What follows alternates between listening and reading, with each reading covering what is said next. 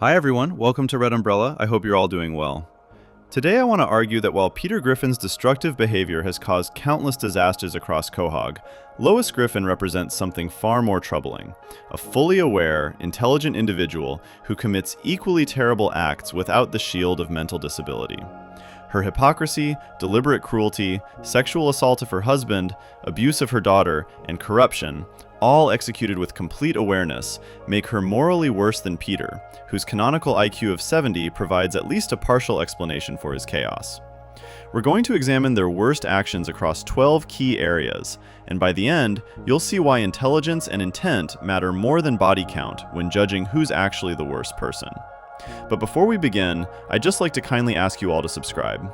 It's completely free, and it really helps us improve the videos for this wonderful community we've managed to build. Anyway, that's enough. Let's begin. Section 1. The IQ defense. Peter's intellectual disability versus Lois's full awareness. When we talk about whether someone is a good or bad person, one of the most important questions we need to ask is this. Did they know what they were doing was wrong? A 5-year-old who breaks something valuable doesn't understand the same way an adult would. A person with a serious mental disability who causes harm isn't the same as someone with a perfectly functioning brain who makes the same choice. This difference matters more than almost anything else when we judge someone's actions. In Season 4, Episode 6 of Family Guy, titled Petarded, the show gives us a piece of information that changes everything about how we should view Peter Griffin. During a game night with their neighbors, Lois and Peter play Trivial Pursuit with their friends. Lois secretly uses questions from the preschool edition of the game to let Peter win. When Peter wins, he starts bragging to everyone about how smart he is, acting like he's smarter than all of them. Brian gets irritated watching Peter act so full of himself. So he challenges Peter to take a real intelligence test to prove he's actually a genius. Brian tells Peter to take the MacArthur Fellows Program test, which is a legitimate test that measures how smart someone really is. Peter takes the test, convinced he'll prove everyone wrong. But when the results come back, they're not what Peter expected at all. The doctor sits Peter down and shows him a chart. On this chart, there's a section labeled Average, which shows where most people score. Below that, there's a section where Peter's name appears. The doctor explains that Peter's IQ score is 70.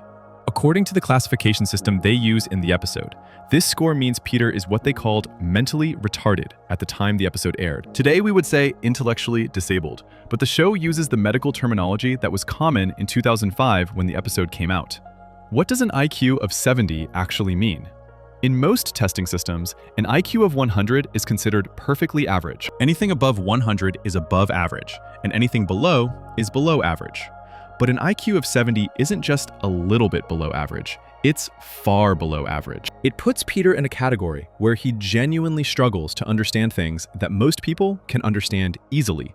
He has trouble thinking ahead to see what will happen because of his actions. He can't process information the same way other people can. His brain literally doesn't work the same way as someone with average or above average intelligence. The episode shows us what happens when Peter realizes he can use his diagnosis to get away with things. He starts causing chaos everywhere he goes. He throws Bibles at people during church service. He kicks open bathroom stall doors in the women's restroom. He does whatever he wants, and then points to his mental disability as an excuse. But here's the really important part. Even though Peter is using his disability as an excuse on purpose in this episode, the disability itself is real. His IQ really is 70. His brain really does have severe limitation. One of the most important scenes in this episode shows us just how dangerous Peter's disability can be when combined with his access to normal adult responsibilities. Peter gets a job at a fast food restaurant, even though he's not qualified to work there. While behind the counter, he accidentally pours hot cooking grease all over Lois, nearly killing her. He doesn't mean to hurt her. He doesn't plan to cause her harm. His brain just doesn't process the danger quickly enough to stop himself. This is what intellectual disability looks like in action. Peter sees something, doesn't understand why it's dangerous, and acts before his brain can catch up to stop him. Throughout the entire series, we see Peter make decisions that seem incredibly stupid to us as viewers. He does things that any average person would know are bad ideas. But the show has now given us concrete evidence that Peter genuinely doesn't have the mental capacity to understand these things the way we do. When Peter accidentally runs over Tom Tucker with his car in Petarded, he does it because he closes his eyes while driving, wishing all his problems would just be over. A person with average intelligence would never close their eyes while driving. They would understand that's deadly. But Peter's brain doesn't make that connection fast enough. In Petarded, there's another scene that shows Peter's limitations perfectly. When Child Protection Services takes his kids away because they decide he's too mentally disabled to care for them, Peter tries to prove he can be a good parent. But his idea of proving this is to bring 7 prostitutes into Cleveland's house to make Cleveland look like a worse parent than him. Peter genuinely thinks this plan makes sense. He can't understand why this obviously terrible plan won't work. His brain simply doesn't have the capacity to think through the plan and see all the ways it will fail. Now let's talk about Lois. Throughout the entire series, Lois is shown to be intelligent. She's well educated. She came from a wealthy family and had access to good schools. She plays piano at a professional level, which requires years of practice and mental discipline. She can read people's emotions and manipulate situations to get what she wants. She understands social rules and knows exactly when she's breaking them. She has no diagnosed mental disability. No one has ever suggested that Lois struggles to understand right from wrong. She has a completely normal, functioning brain. This difference is absolutely crucial to understanding why Lois might actually be worse than Peter, even though Peter causes more obvious chaos. When Peter does something terrible, there's always this question hanging in the air. Did he really understand what he was doing? The answer, based on canonical evidence from the show itself, is often no. He didn't understand. His brain couldn't process it. But when Lois does something terrible, we don't have to ask that question. She understands. She knows. She chooses to do it anyway. Let's look at a specific example to make this clear. In various episodes, Peter hurts people by accident. He crashes cars because he gets distracted. He destroys property because he doesn't think ahead. He says hurtful things because he doesn't understand how words affect people. These are all terrible things, but they come from a place of genuine mental limitation. His IQ of 70 means his brain is working as hard as it can, and it still can't keep up with the demands of normal adult life. But Lois hurts people while fully understanding what she's doing. When we see Lois commit terrible acts throughout the series, and we will examine many of these acts in detail in later sections, she does so with full knowledge of right and wrong. She knows she's being hypocritical. She knows she's being cruel. She knows she's breaking rules she demands others follow. And she does it anyway. That's the difference. That's what makes her actions potentially more morally wrong than Peter's, even when Peter causes more damage overall.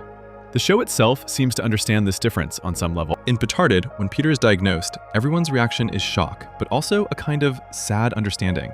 It explains so much about Peter's behavior. It doesn't excuse everything he does, but it provides context. It gives us a reason why this grown man acts like he has the judgment of a small child. Because in many ways, he does have the judgment of a small child.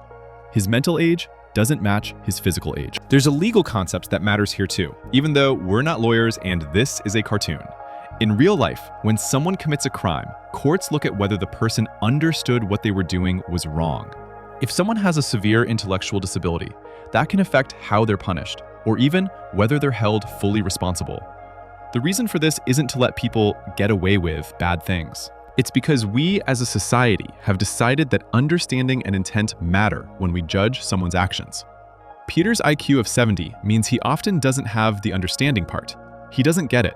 His brain can't process complex cause and effect. He can't think several steps ahead.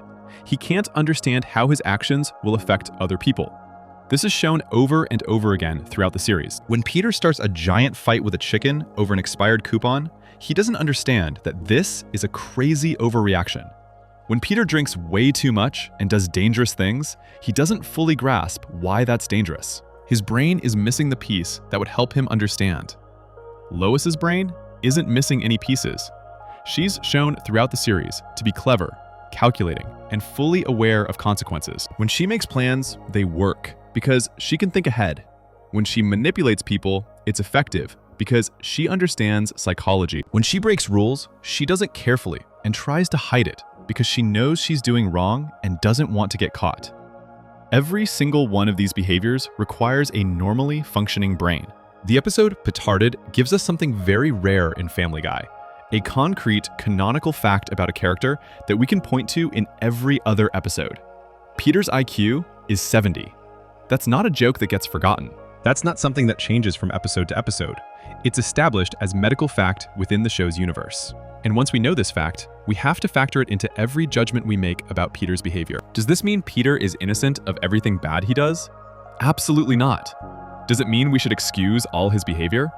No.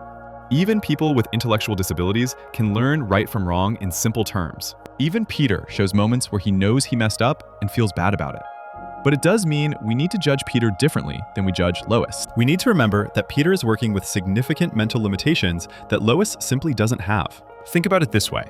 If two people both knock over an expensive vase, but one person is a toddler and the other is an adult, we judge them differently. The toddler didn't understand how valuable the vase was or how easy it was to break. The adult knew both those things and knocked it over anyway. The end result is the same. The vase is broken. But our moral judgment of the two people is completely different. Peter is like that toddler in a grown man's body.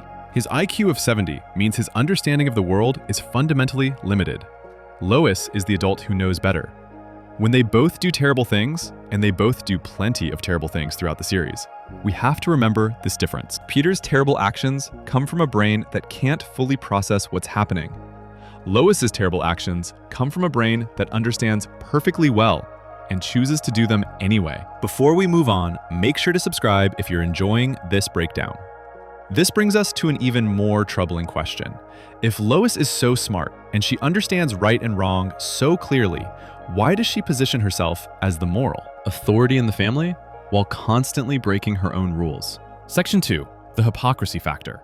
Lois as moral authority who breaks her own rules. In every family, someone usually takes on the role of the person who keeps everyone else in line. This person sets the rules, enforces the rules, and tells everyone when they're messing up. In the Griffin family, that person is supposed to be Lois. Throughout the entire series, Lois positions herself as the voice of reason. She's the one who tells Peter he's being stupid. She's the one who scolds the kids when they do something wrong. She's the one who acts like she knows better than everyone else. And in many ways, she does know better. We just established that she has normal intelligence, while Peter has an IQ of 70. But here's the problem. Lois doesn't actually follow the standards she sets for everyone else. She creates rules and then breaks them constantly. And she does it while fully aware that she's being a complete hypocrite. Let's start with one of the clearest examples of Lois's hypocrisy from season 14, episode 22, called Vestigial Peter. In this episode, something happens that seems small at first, but reveals something really dark about Lois's personality. Peter and Chris go out and get groceries. That's it. That's all they do. They go to the store, buy food for the family, and bring it home. This seems like a helpful thing to do, right? Most wives would be happy if their husband took initiative and handled a household chore without being asked. But when Peter and Chris walk in the door with bags of groceries, Lois completely loses her mind. She doesn't just get upset. She doesn't just raise her voice. She physically attacks Peter, beating him up for doing the grocery shopping. Then she throws a can of food at Chris's head hard enough to hurt him. Why does she do this? Because in Lois's mind, grocery shopping is her thing. It's her designated task. And by doing it themselves, Peter and Chris have somehow taken something away from her. Think about how insane this is for a moment. Lois constantly complains about how much work she has to do around the house. She's always telling Peter he doesn't help enough. She's always stressed about managing the household. But when Peter actually helps by getting groceries, she physically assaults him and her own son for it. This isn't about the groceries at all. This is about Lois needing to control everything and feeling threatened when someone else does something she considers part of her territory. The episode treats this moment as dark comedy, but let's be clear about what happened. Lois committed domestic violence against her husband and child abuse against her son for the crime of buying food. She didn't do this by accident. She didn't do this because she misunderstood the situation. She understood perfectly well what happened, and she still chose to respond with violence. A person with Peter's IQ of 70 might lash out without understanding what they're doing. Lois has no such excuse. But the hypocrisy gets even worse when we look at season 16, episode 22, called Throw It Away. In this episode, Lois reads a book by a news reporter named Trisha Takanawa about getting rid of clutter and only keeping things that spark joy in your life. This is based on the real-life book, The Life-Changing Magic of Tidying Up by Marie Kondo. Lois becomes obsessed with this idea and decides the Griffin house has too much stuff in it. At first, Lois just starts throwing away normal clutter. Old magazines, broken toys, things the family doesn't really need. This seems reasonable enough. But then Lois takes it way too far. She starts throwing away things the family actually does need. She throws away Meg's glasses, which Meg needs to see. She breaks them on purpose and throws them in the trash. When Meg and Chris try to explain that some things are important, Lois doesn't listen. She accuses Meg and Chris of hiding a time machine in Stewie's room, which makes no sense because Stewie actually does own a time machine, but Lois doesn't know that. Then Lois reaches her final decision. The family itself doesn't spark joy for her anymore, so she kicks them out. She literally makes her husband and children leave the house because she decides they're clutter. She tells them they need to go because they don't make her happy, and she wants the house to be empty and clean and organized. She cares more about having a neat house than she cares about her own family having a place to live. Let's stop and think about what this means. Lois is the person who constantly lectures everyone about family values. She tells Peter he needs to be a better father. She tells the kids they need to appreciate what they have. She acts like she's the glue holding the family together.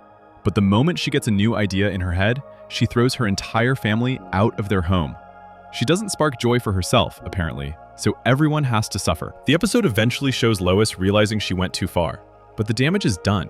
She made the decision to kick out her family while fully aware of what she was doing. She wasn't confused. She wasn't having a mental breakdown. She read a book, interpreted it in the most extreme way possible, and decided her family was garbage that needed to be thrown away. Peter does terrible things, but he's never decided his family doesn't deserve to live in the house anymore. Throughout the series, we see this pattern repeat over and over. Lois sets a standard for others, then immediately breaks that same standard herself. She tells Peter not to drink too much, but Lois has gotten drunk many times throughout the series. She tells Peter not to be violent, but Lois has beaten up multiple people when she gets angry. She tells Peter to be responsible with money, but Lois has gambled away the family car and spent money they don't have on things she wants. One of the most damning examples of Lois's hypocrisy comes from how she reacts when people criticize her. Throughout the series, Lois constantly criticizes Peter, Meg, Chris, and even Stewie. She points out their flaws, tells them what they're doing wrong, and acts like she has the right to judge them. But the moment someone criticizes Lois, she loses her mind. She can't handle it.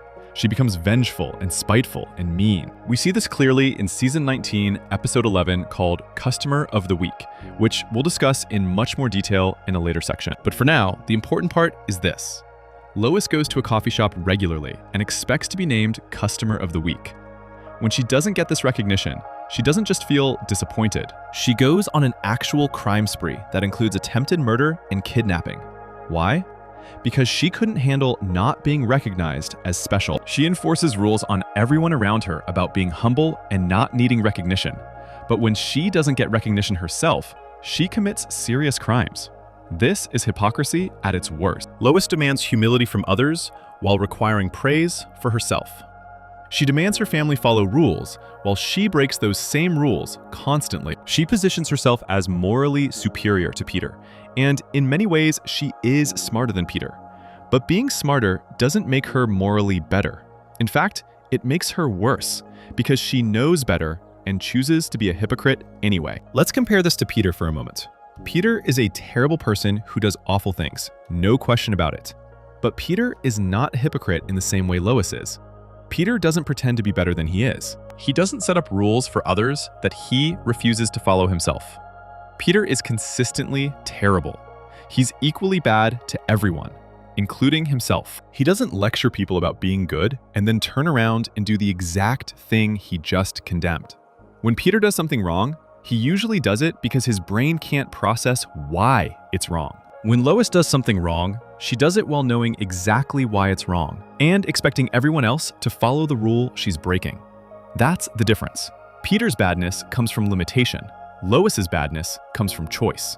There's an episode called Peter-assment from season 6, episode 7, that shows another layer of Lois's hypocrisy, though we'll explore this more in the next section about sexual assault. But the relevant part for hypocrisy is this. Peter is being sexually harassed by his boss, Angela. He tells Lois about it and asks for help. Lois's response is to tell Peter that men can't be sexually harassed and that he should just go along with it. She literally tells her husband to go on dates with the woman who's harassing him at work. Think about what this means. If the situation were reversed, if Lois were being sexually harassed by her boss and Peter told her to just accept it, we would all agree that Peter was being a terrible husband. We would say he should protect his wife and take the harassment seriously. But when Peter is the victim, Lois dismisses it completely. She has one standard for how women should be treated, and a completely different standard for how men should be treated. That's textbook hypocrisy. Lois also constantly complains about Peter not helping around the house and not being an involved parent. She acts like she does everything herself and Peter does nothing. But in multiple episodes, when Peter does try to help or does try to be involved, Lois either criticizes how he does it or, like in Vestigial Peter, literally attacks him for it. She says she wants help, but what she actually wants is control. She wants to be the one who decides what gets done and how it gets done. And anyone who tries to help without following her exact instructions gets punished for it. This controlling behavior is another form of hypocrisy. Lois acts like she's overwhelmed and needs help, but she's created a situation where no one can help her because she won't let them do things their own way. Then she uses the fact that she does everything as proof that she's better than everyone else. She set up a system where she wins no matter what. If people help, she attacks them for doing it wrong. If people don't help, she attacks them for being lazy. Either way, she gets to be the victim and the moral authority at the same time. We also need to talk about how Lois treats Meg compared to how she expects others to treat Meg. In multiple episodes, Lois has told other people not to be mean to Meg. She's stood up for Meg when strangers are cruel to her. She acts like a protective mother who won't let anyone hurt her daughter. But Lois herself is incredibly cruel to Meg on a regular basis. She makes fun of Meg's appearance. She dismisses Meg's feelings. She prioritizes her own needs over Meg's needs constantly. In Season 10, Episode 6, called Seahorse Seashell Party, which we'll discuss more in a later section, Meg finally stands up to the family and tells them how terrible they've been to her. She specifically calls out Lois for being a bad mother and a terrible role model. And you know what? Meg is completely right. Lois has been awful to Meg.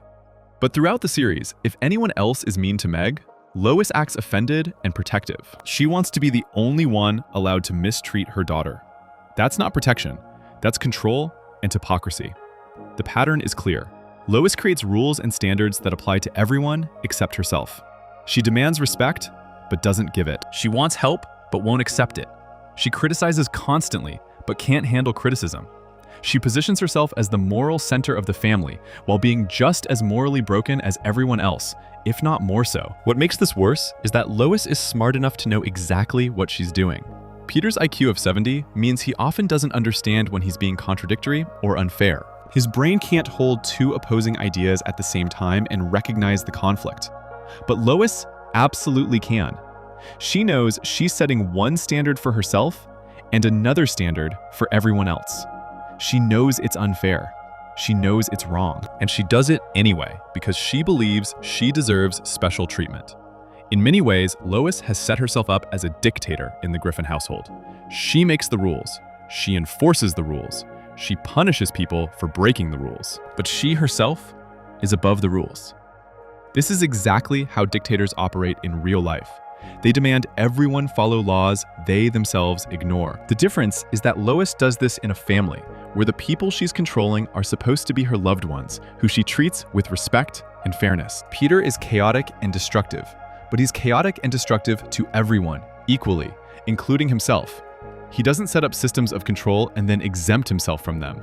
Lois does. And that makes her hypocrisy not just annoying, but actually abusive. She's using her position as the quote-unquote smart one and the quote-unquote responsible one to justify treating her family however she wants while demanding they treat her with constant respect and obedience. The show occasionally calls out Lois's hypocrisy, but not nearly as often as it should. Most of the time, the show treats Lois as if she's in the right just because she's smarter than Peter. But being smarter doesn't make you right. Being smarter just means you have less excuse for being wrong. Lois knows better, and that's exactly why her hypocrisy is so much worse than Peter's simple, straightforward awfulness. Before we move on, make sure to subscribe if you're enjoying this breakdown. But Lois's moral failures go far beyond just being a hypocrite. There's something much darker we need to discuss. Her pattern of sexual assault, and her belief that men cannot be victims of sexual violence. Section 3. Sexual predation. Lois's assault of Peter, and her belief men can't be raped. We need to talk about something extremely serious now, something that the show treats as a joke, but is actually one of the most disturbing patterns in Lois's behavior. Throughout Family Guy, there are multiple episodes where Lois forces Peter to have sex with her against his will. This is sexual assault. There's no other way to describe it. And what makes it even worse is that Lois genuinely believes that what she's doing isn't wrong, because in her mind, men cannot be forced to have sex. She has an actual ideology that says male victims of sexual violence don't exist. This belief system, combined with her actions, makes Lois a serial sexual predator who feels completely justified in what she's doing. Let's start with the most damning piece of evidence, which comes from Season 13, Episode 3, called The Candidate. In this episode, Peter reveals something shocking about how his children were conceived. He tells people that Lois forced him to have sex with her in order to get pregnant. This wasn't just one time. According to Peter's statement in this episode, this is how Meg, Chris, and Stewie were all conceived. Lois wanted children. Peter didn't want to have sex at that moment, and Lois forced him anyway. Think about what this means. Lois sexually assaulted her husband at least 3 separate times to create their 3 children. She knew Peter didn't want to have sex. She knew he wasn't consenting. And she forced him anyway because she wanted what she wanted. This is exactly how sexual assault works. One person decides their desires matter more than the other person's right to say no. The show presents this information and then moves on like it's not a big deal. But it is a big deal. Imagine if the situation were reversed. Imagine if Peter had forced Lois to have sex with him against her will, and that's how their children were conceived. Everyone would immediately recognize that as rape. Everyone would be horrified. But because Lois is the woman and Peter is the man, the show treats it like a throwaway joke. And that's exactly the problem with Lois's ideology. She doesn't think men can be victims of sexual violence, so she doesn't think what she did counts as assault. We see Lois's beliefs spelled out clearly in Season 6, Episode 7, titled Peter Assment. In this episode, Peter's boss Angela is sexually harassing him at work. She makes inappropriate comments, touches him without permission, and tries to force him into sexual situations. Peter is clearly uncomfortable and doesn't want this attention. He goes home and tells Lois what's happening, hoping his wife will support him and help him figure out what to do. Instead, Lois tells Peter that men can't be sexually harassed. She literally says that men cannot be forced to have sex, and that sexual harassment of men isn't a real thing. She tells Peter he should just go along with it and go on dates with Angela, even though Angela is his boss and is using her power over him to try to force a sexual relationship. Lois, who is Peter's wife, tells her husband to essentially cheat on her with his boss because she doesn't believe his discomfort and lack of consent matter. This scene reveals Lois's entire belief system about sexual assault. In her mind, only women can be victims. Only women's consent matters. Men should just accept whatever sexual situation happens to them because, according to Lois, men can't be forced. This is completely wrong, and it's a belief system that allows Lois to justify her own sexual assault of Peter without ever feeling guilty about it. We see Lois force Peter into sex in another episode called Prick Up Your Ears, which is Season 5, Episode 6. In this episode, Peter decides to practice abstinence, which means he doesn't want to have sex for a period of time. This is his choice about his own body. Lois doesn't like this decision because she wants to have sex. So what does she do? She forces herself on Peter. The episode shows Lois overpowering Peter and making him have sex with her, even though he clearly says no and tries to stop her. Again, imagine if this were reversed. If Peter wanted sex, Lois said no, and Peter forced her anyway, every single person watching would recognize it as rape. It would be one of the darkest, most disturbing moments in the entire series. But because it's Lois forcing Peter, the show plays it for laughs. And Lois feels no guilt whatsoever, because her ideology tells her that what she did is fine. Let's be very clear about something. Having a low IQ doesn't make it okay for someone to sexually assault you. Peter's intellectual disability, his IQ of 70, doesn't mean he can't say no to sex. It doesn't mean his consent doesn't matter. If anything, it makes what Lois does even worse, because Peter has a harder time defending himself and understanding what's happening to him. Lois is taking advantage of someone who is mentally disabled. She's using her superior intelligence and physical strength to force sexual contact on someone who can't fight back effectively. Throughout the series, Peter never forces Lois to have sex. Peter has done many terrible things, and we'll discuss plenty of them. But sexual assault is not one of Peter's crimes. Peter is attracted to other women sometimes, and he's said inappropriate things. But he's never held Lois down and forced her to have sex against her will. He's never believed that women can't be raped. He's never told someone else that their sexual assault didn't count because of their gender. Lois has done all of these things. She has forced Peter multiple times. She has stated clearly that she believes men can't be sexually assaulted. She has told Peter to accept sexual harassment from his boss. And she has created children through sexual assault. These are not small things. These are serious crimes that Lois commits while fully aware of what she's doing. Remember, Lois is intelligent. She understands consent. She understands that forcing someone to do something they don't want to do is wrong. She knows this because she would never accept the same treatment herself. If Peter tried to force Lois to have sex, she would fight back. She would be traumatized, and she would rightfully call it assault. But she has decided that the rules that protect her don't protect Peter, simply because he's a man. This double standard is one of the clearest examples of Lois's hypocrisy that we discussed in the last section. She wants protection for herself, but won't extend that same protection to her husband. She wants her consent to matter, but doesn't care about Peter's consent. She would be horrified if someone assaulted her, but she assaults Peter and feels nothing. What makes this even more disturbing is that Lois uses Peter's own children as proof that her assault was somehow okay. She wanted kids, so she forced Peter to give her kids, and now those kids exist. In Lois's mind, the end result justifies the means. She got what she wanted, 3 children, so it doesn't matter that she violated Peter's body and consent to get them. This is exactly how many sexual predators think. They convince themselves that their desires are more important than their victims' rights. The show has revealed through the candidate that every single one of the Griffin children exists because of sexual assault. Meg exists because Lois forced Peter. Chris exists because Lois forced Peter. Stewie exists because Lois forced Peter. These aren't accidents. These aren't misunderstandings. These are deliberate acts of sexual violence that Lois committed because she wanted children and didn't care whether Peter consented. In other episodes, the show has revealed that Meg was supposedly conceived because Lois's birth control failed, and Chris was supposedly conceived because a condom broke. But the candidate reveals the truth. These weren't accidents. Lois wanted to get pregnant, so she forced Peter to have sex with her.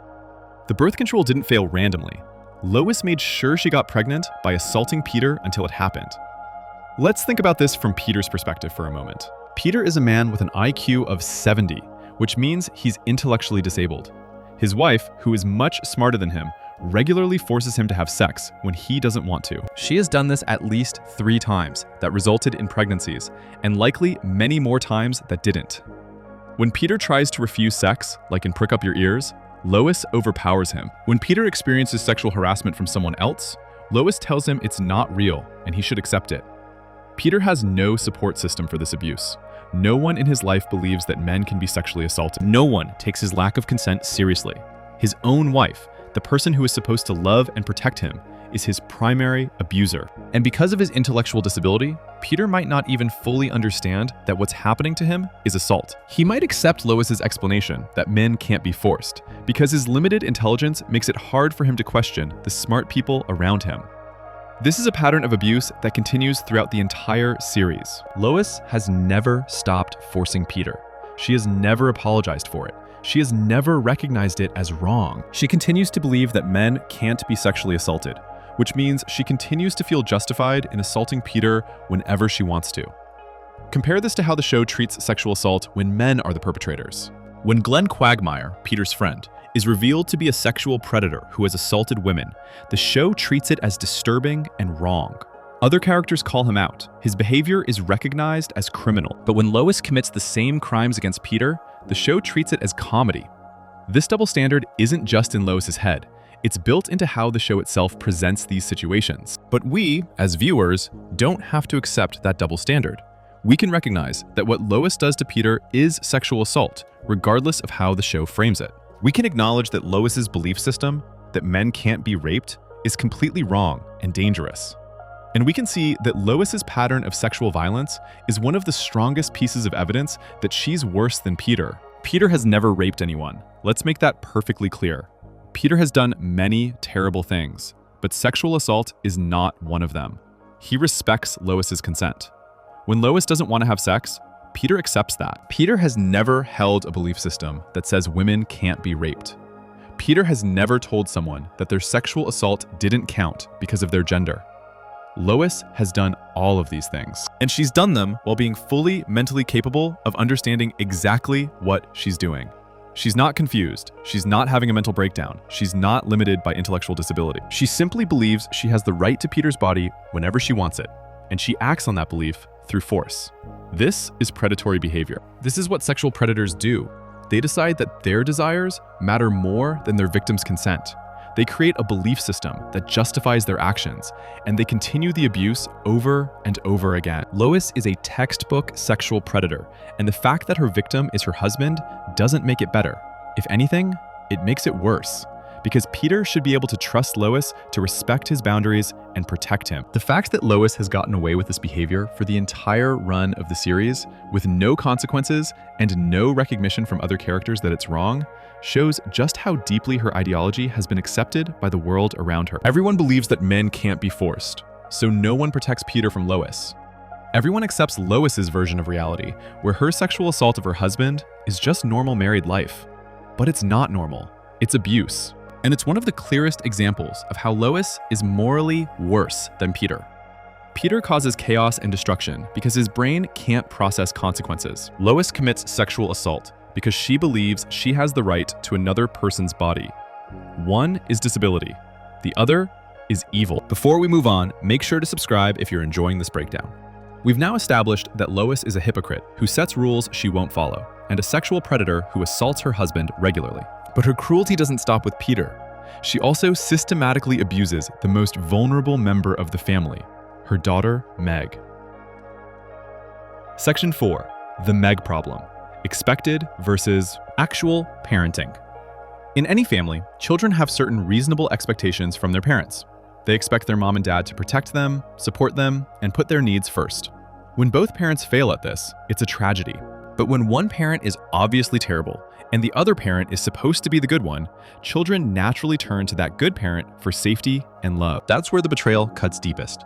When the parent who is supposed to be your protector turns out to be just as cruel or even crueler than the parent who everyone already knows is bad. In the Griffin family, everyone knows Peter is a terrible father. His IQ of 70 means he can barely take care of himself, let alone properly parent 3 children.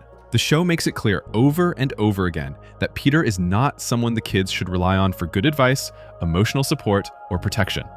But Lois is supposed to be different. Lois is the smart one. Lois is the responsible one. Lois is the one who should be making up for Peter's failures by being a good mother. And for the most part, she manages this with Chris and Stewie. But when it comes to Meg, Lois is almost as cruel as Peter. And in some ways, she's actually worse. What makes Lois's treatment of Meg so terrible is that Meg has every reason to expect better from her mother. Meg knows her dad is an idiot who says mean things without thinking. That's painful, but at least it's consistent with who Peter is. But Meg's mom is supposed to be her ally. Lois is supposed to be the person Meg can go to when Peter hurts her feelings.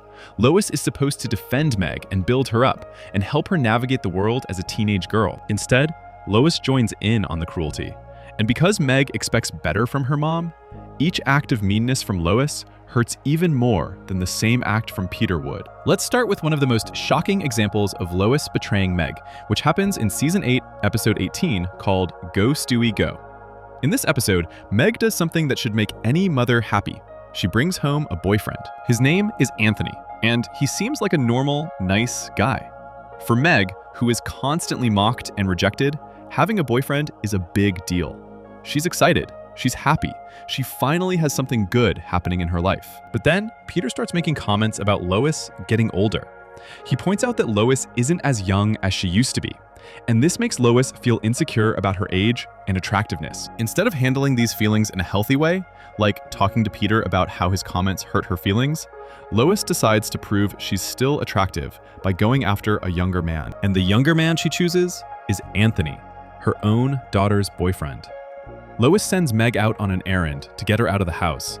Then, while Meg is gone, Lois makes her move on Anthony. She flirts with him, seduces him, and starts making out with him on the couch.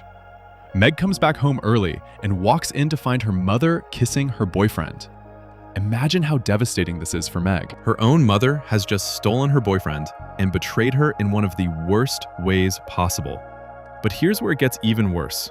Lois doesn't take responsibility for what she did. Instead, she blames Peter. She says that Peter making her feel bad about her age drove her to kiss Anthony. She takes the situation where she betrayed her daughter and makes it about her own hurt feelings and her own marriage problems. Meg is the victim here, but Lois centers herself and acts like she's the one who was wronged. This is a pattern with Lois. When she hurts Meg, she always finds a way to make it someone else's fault, or to make herself the victim. A good mother would have apologized to Meg, taken full responsibility, and worked to repair the relationship.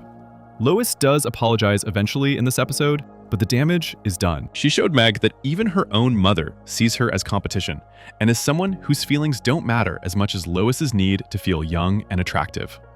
Now let's talk about how Lois talks to Meg about Meg's own existence. In Season 7, Episode 17, titled A Fish Out of Water, Lois and Meg go on a spring break trip together.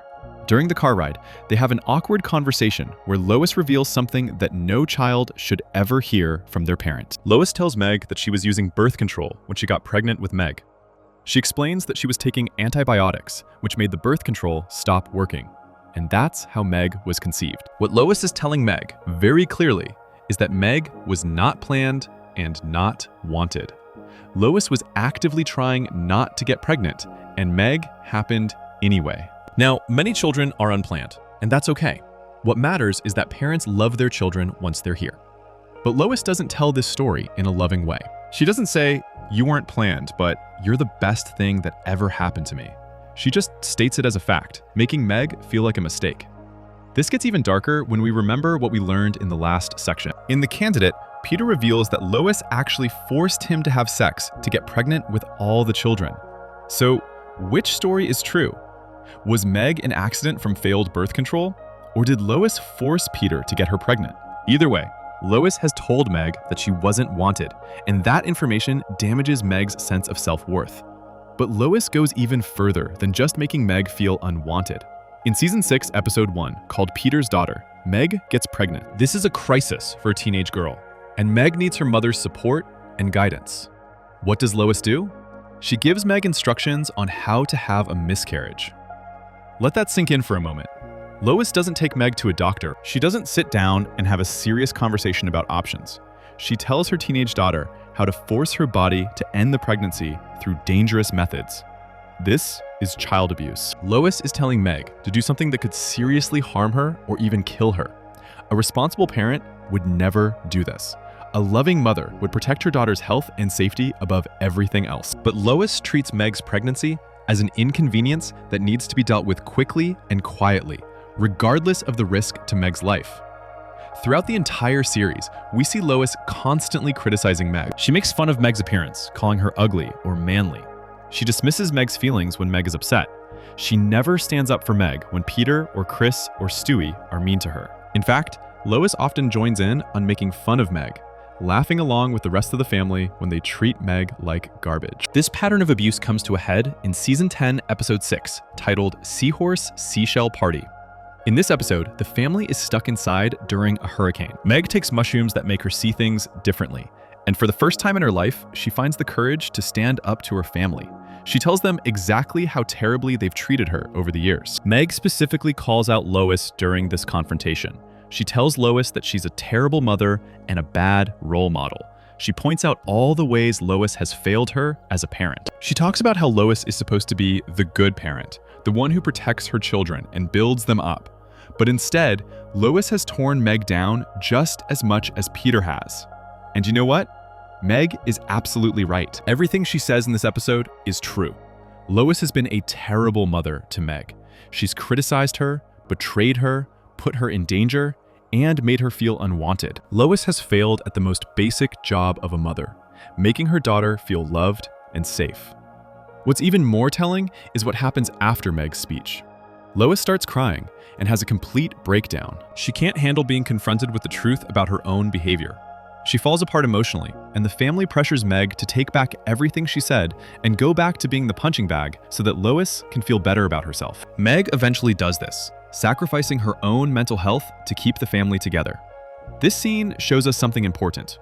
Lois knows she's a bad mother to Meg. She's not oblivious to it. When Meg lays out all the ways Lois has hurt her, Lois doesn't say, "What are you talking about? I've been a great mom." She breaks down crying, because she knows it's all true. Lois is fully aware that she's failing Meg, and she continues to fail Meg anyway. Compare this to Peter. Peter is mean to Meg too, no question about it. He calls her names, he forgets about her, he treats her like she's not important. But Peter's IQ of 70 means he genuinely might not understand how much he's hurting her. Peter's brain doesn't process emotions the same way a normal person's brain does. He says cruel things without fully comprehending the impact of his words. Lois has no such excuse. Lois is intelligent and emotionally aware. She understands exactly how her words and actions affect Meg, because she would understand if someone treated her the same way. When Lois criticizes Meg's appearance, she knows it hurts Meg's self-esteem, because Lois herself is sensitive about her appearance. When Lois dismisses Meg's feelings, she knows it makes Meg feel unloved, because Lois would feel unloved if someone dismissed her feelings. Lois knows better, and she does it anyway. There's also the issue of what Meg deserves versus what she gets. Meg is actually one of the most decent people in the Griffin family. She tries to be a good daughter. She follows the rules most of the time. She works hard in school. She wants her family's approval and love. She doesn't ask for much, just basic respect and kindness. But she gets none of that from Lois. Meanwhile, Chris and Stewie get much better treatment from Lois. She's not perfect with them either, but she doesn't systematically tear them down the way she tears down Meg. Why does Lois treat Meg so much worse than her other children? The show never gives us a clear answer, but the pattern is undeniable. Lois has decided that Meg is the acceptable target in the family, the one person it's okay to abuse. This is especially cruel because Meg is a teenage girl navigating all the normal struggles of adolescence. She's dealing with school, friends, dating, body image, and trying to figure out who she is. She needs her mother more than ever during these years. Teenage girls need their mothers to be sources of support and wisdom and unconditional love. Instead, Meg gets a mother who sees her as competition, tells her she was unwanted, and gives her no emotional support whatsoever. Let's think about specific moments when Meg needed her mother and Lois failed her. When Meg is being bullied at school, does Lois step in and protect her? No. When Meg is struggling with self-esteem, does Lois build her up? No. When Meg is trying to figure out dating and relationships, does Lois give her good advice? No. Lois makes out with Meg's boyfriend instead. Every single time Meg needs Lois to be a good mother, Lois either does nothing or makes things actively worse. There's a scene that happens in multiple episodes where Meg tries to talk to Lois about her problems, and Lois just gives up and walks away. In one episode, when Meg is upset about not being invited to a party, Lois doesn't comfort her or help her process her feelings. She just gives Meg some pills and a book and leaves the room, saying, "Whatever happens, happens." This is Lois literally drugging her daughter to avoid having to parent her. Think about what this tells Meg. Your problems don't matter to me. Your feelings are an inconvenience. I'd rather sedate you than actually help you. What kind of message does this send to a child? It tells Meg that she's not worth her mother's time or effort. It teaches Meg that she should just accept being treated badly and numb herself to the pain, rather than expecting anyone to actually care about her. Lois also refuses to spend money on Meg, even for necessary things. When Meg needs new glasses because Lois broke her old ones and throw it away, does Lois immediately replace them? The episode doesn't show her doing so. When Brian needs dental surgery after Peter knocked out all his teeth, Lois refuses to help pay for it, leaving Brian without teeth. If Lois won't help the family dog, she's probably not helping Meg with her needs either. The contrast between what Meg should be able to expect from Lois and what she actually gets is the heart of why Lois's treatment of Meg is so terrible. Peter is consistently awful to everyone. No one expects better from him. But Lois is supposed to be the good parent, especially to her daughter. Mothers and daughters are supposed to have special bonds. Lois should be Meg's biggest supporter, her protector, her guide through life. Instead, Lois is one of Meg's biggest bullies. She tears Meg down, betrays her trust, puts her in danger, and makes her feel unwanted. All while being fully aware of what she's doing and how much it hurts Meg. That awareness, that choice to hurt Meg despite knowing better, is what makes Lois worse than Peter in this area. Peter hurts Meg out of stupidity. Lois hurts Meg out of deliberate cruelty. Before we move on, make sure to subscribe if you're enjoying this breakdown. And Meg isn't Lois's only victim when it comes to abusive power and control. When Lois gets actual political power in Quahog, she reveals just how corrupt she becomes when given authority over others. Section 5, Corruption and Power. Lois as Mayor. One of the best tests of someone's true character is to give them power and see what they do with it. Some people use power to help others and make things better. Other people use power to benefit themselves and don't care who gets hurt. When Lois Griffin gets elected as the mayor of Quahog, we get to see exactly what kind of person she really is when she has authority over other people. The answer is deeply troubling. Lois becomes corrupt almost immediately, stealing taxpayer money and accepting bribes to allow companies to pollute the town. This happens in Season 3, Episode 8, titled, "It Takes a Village Idiot and I Married One." The episode starts with Lois getting frustrated with how Mayor Adam West runs the town. Adam West, for those who don't know, is a completely insane person who should probably not be in charge of anything. He makes ridiculous decisions, wastes money on stupid projects, and generally has no idea what he's doing. Lois watches him mess up over and over again, and she decides she can do better. So Lois runs for mayor. During her campaign, she makes big promises to the people of Quahog. She tells everyone that she's going to clean up Lake Quahog, which has become polluted and disgusting. She promises she'll be responsible with taxpayer money, unlike Adam West, who wastes it constantly. She positions herself as the honest candidate, the responsible choice, the person who will actually care about making Quahog a better place to live. The people of Quahog believe her. Why wouldn't they? Lois has spent years presenting herself as the responsible, moral, trustworthy person in the Griffin family. She's the one who keeps Peter in line. She's the one who seems to have good judgment. She's educated, she's from a wealthy family, so people assume she understands money management, and she genuinely seems to care about the community. The voters choose Lois over Adam West, and she becomes the new mayor of Quahog. At first, Lois does exactly what she promised. She starts the project to clean up Lake Quahog. The town gives her taxpayer money to fund this cleanup, and workers begin the process of removing all the pollution and garbage from the lake. This is great. This is exactly what Lois said she would do. The people of Quahog are happy. They made the right choice. They have a mayor who actually keeps her promises. But then something happens that reveals who Lois really is underneath all her talk about responsibility and honesty. Once the lake cleanup project is finished, there's money left over. The town gave Lois a budget for the cleanup, and the workers didn't use all of it. There's extra taxpayer money sitting there, and Lois gets to decide what to do with it. A good mayor would return the extra money to the town, or maybe use it for another community project, or put it in savings for future emergencies. That's what Lois promised she would be, a good mayor who makes responsible choices with the town's money. But that's not what Lois does at all. Instead, Lois keeps the extra money for herself. She doesn't see it as taxpayer money that belongs to the community. She sees it as her money now, money she can spend on whatever she wants. And what does Lois want? Expensive personal gifts. Designer clothes, jewelry, luxury items that have nothing to do with running the town or helping the people who elected her. This is called embezzlement. It's when someone in a position of trust steals money that they're supposed to be managing for other people. It's a serious crime, and it's exactly what Lois does.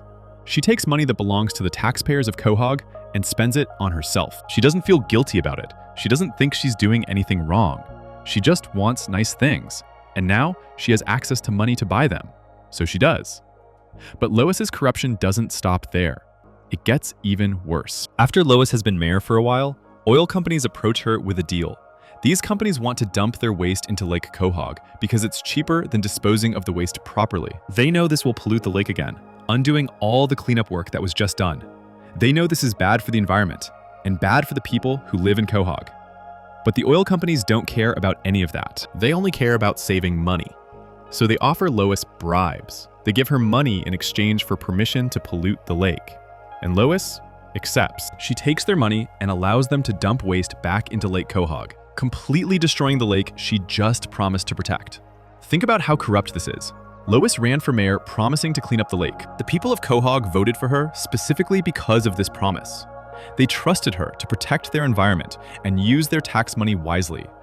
And Lois betrayed that trust completely. She not only stole their money for personal shopping, but she also sold out their lake to polluting companies for even more personal profit. This is the exact opposite of everything Lois claimed to be during her campaign. She said she would be better than Adam West. She said she would be responsible and honest. She said she cared about the community. But the moment she got power, all of those promises disappeared. The real Lois emerged, someone who only cares about herself and will happily steal from and lie to the people who trusted her. What makes this even worse is that Lois had no excuse for this behavior. She didn't need the money. She comes from the wealthy Pewterschmidt family. Her father Carter is a millionaire. If Lois wanted expensive things, she could ask her rich father for them. She wasn't stealing to feed her family or pay for medical bills. She was stealing because she wanted luxury items, and she could get away with it. Compare this to Peter for a moment. Peter has done terrible things as mayor too. In fact, in a different episode, Peter becomes mayor and causes all kinds of chaos. But Peter's mayoral disasters come from stupidity, not corruption. Peter doesn't understand how government works. His IQ of 70 means he can't grasp complex systems or think through the consequences of his decisions. When Peter messes up as a leader, it's because his brain can't handle the job. Lois's brain can absolutely handle the job. She's intelligent enough to be mayor. She understands how budgets work. She knows that taking taxpayer money for personal use is stealing. She knows that accepting bribes from polluting companies is corruption. She understands all of this perfectly, and she chooses to do it anyway. That's what makes it so much worse than Peter's incompetent leadership. This episode also shows us something important about Lois's character. She doesn't become corrupt because power changes her. She was already corrupt inside, and power just gave her the opportunity to show it. The hypocrisy we talked about in Section 2 was always there. The selfishness we've seen throughout the series was always part of who she is. Becoming mayor didn't create a new Lois. It just removed the limits that usually kept her bad behavior in check. When Lois was just a housewife, she could steal from her family or abuse Peter and Meg, but the damage was limited to her household. When she became mayor, she had access to much more money and much more power, so her corruption could operate on a bigger scale. But the core character flaw was the same. Lois believes she deserves whatever she wants, and rules that apply to other people don't apply to her. We also need to think about what this means for Lois's judgment and decision-making in general. She chose to steal taxpayer money and accept bribes. These weren't snap decisions made in a moment of panic. These were calculated choices that Lois made after having time to think about them. She weighed the options, do the right thing or make money for herself. And she chose personal profit over public good. This is very different from Peter's decision-making process. When Peter makes bad decisions, it's usually because he acts impulsively, without thinking. His brain doesn't allow him to pause and consider his options carefully. He sees something, has an immediate reaction, and acts on that reaction before he can stop himself. We can't excuse everything Peter does because of this, but it does explain the pattern. Lois doesn't have that excuse. When Lois makes bad decisions, it's after careful thought. She knows what the right choice is, knows what the wrong choice is, and deliberately picks the wrong choice because it benefits her personally. That's not disability. That's moral failure. The episode eventually shows the consequences of Lois's corruption. The lake becomes polluted again, and the people of Quahog are angry. They realize they made a mistake trusting Lois. They see that she was no better than Adam West, and in some ways, she was worse because at least Adam West's problems came from being crazy, not from being deliberately corrupt. But here's what's really important. Lois never faces serious consequences for her crimes. She doesn't go to jail for embezzlement. She doesn't get prosecuted for accepting bribes. She loses the election eventually, but that's it. She just goes back to being a housewife, like nothing happened. The show treats her corruption as a temporary problem, not as a fundamental character flaw that reveals who Lois really is. But we can see it for what it is. Lois committed serious crimes while in office. She betrayed the public trust. She stole from the taxpayers who elected her. She accepted bribes to allow environmental damage. And she did all of this while fully understanding that it was wrong. This episode proves that when you give Lois power over other people, she will abuse that power for personal gain. This connects back to everything else we've learned about Lois. Her hypocrisy makes sense now. She creates rules for others while exempting herself because she genuinely believes she's special and deserves special treatment. Her abuse of Meg makes sense. She sees Meg as someone beneath her who exists to serve Lois's needs. Her sexual assault of Peter makes sense. She believes she has the right to take whatever she wants from people who have less power than she does. The mayor episode is important because it shows us what happens when Lois's normal life constraints are removed. At home, she has to at least pretend to care about her family and maintain some appearance of decency. As mayor, she had much more freedom to act on her true impulses, and those impulses led straight to corruption and crime. We should also think about what this means for all of Lois's moral speeches throughout the series. How many times has Lois lectured Peter about being responsible? How many times has she told the kids to be honest and follow rules? How many times has she positioned herself as the ethical voice of the family? And now we know that when Lois herself gets power, she immediately becomes dishonest and breaks rules for personal profit. This is hypocrisy on a massive scale. Lois demands honesty from her family while being fundamentally dishonest herself. She demands responsibility while being completely irresponsible with public funds. She demands rule following while breaking serious laws. And she does all of this while believing she has the moral high ground. The saddest part is that the people of Quahog wanted to believe in Lois. They wanted a good mayor who would actually care about them. They were tired of Adam West's insanity and gave Lois a chance to prove she could do better. And Lois repaid their trust by stealing from them and selling out their lake to polluters. She had an opportunity to actually be the good person she claims to be, and she chose corruption instead. Peter has never betrayed public trust this way because Peter has never convinced anyone to trust him with public responsibility in the first place. Everyone knows Peter is a disaster. No one expects Peter to be a good leader, but everyone expected Lois to be better. And that expectation made her betrayal so much worse. The corruption Lois shows as mayor is just one piece of a larger pattern of moral failure. She takes what she wants, when she wants it, regardless of who gets hurt or what rules she breaks. We've seen this with her family, and now we've seen it with an entire town. The only thing that changes is the scale of the damage. Before we move on, make sure to subscribe if you're enjoying this breakdown. But Lois's selfishness and willingness to betray trust doesn't just appear when she has political power. Her pattern of infidelity and her disturbing attraction to younger men reveals another dark side of her character. Section 6. Infidelity and statutory issues. The age problem. Marriage involves making a promise to another person. You promise to be faithful, which means you won't have romantic or sexual relationships with anyone else. Breaking this promise is called cheating or infidelity, and it's considered a serious betrayal of trust. Some people make mistakes and cheat once, feel terrible about it, and work to fix their marriage. Other people cheat repeatedly, showing a pattern of not caring about their marriage vows or their partner's feelings. Lois Griffin falls into the second category. And what makes her infidelity even worse is that some of the people she pursues are significantly younger than her, including at least one who was a minor. We already discussed in Section 4 how Lois made out with Anthony, her daughter Meg's boyfriend, in the episode Go Stewie Go.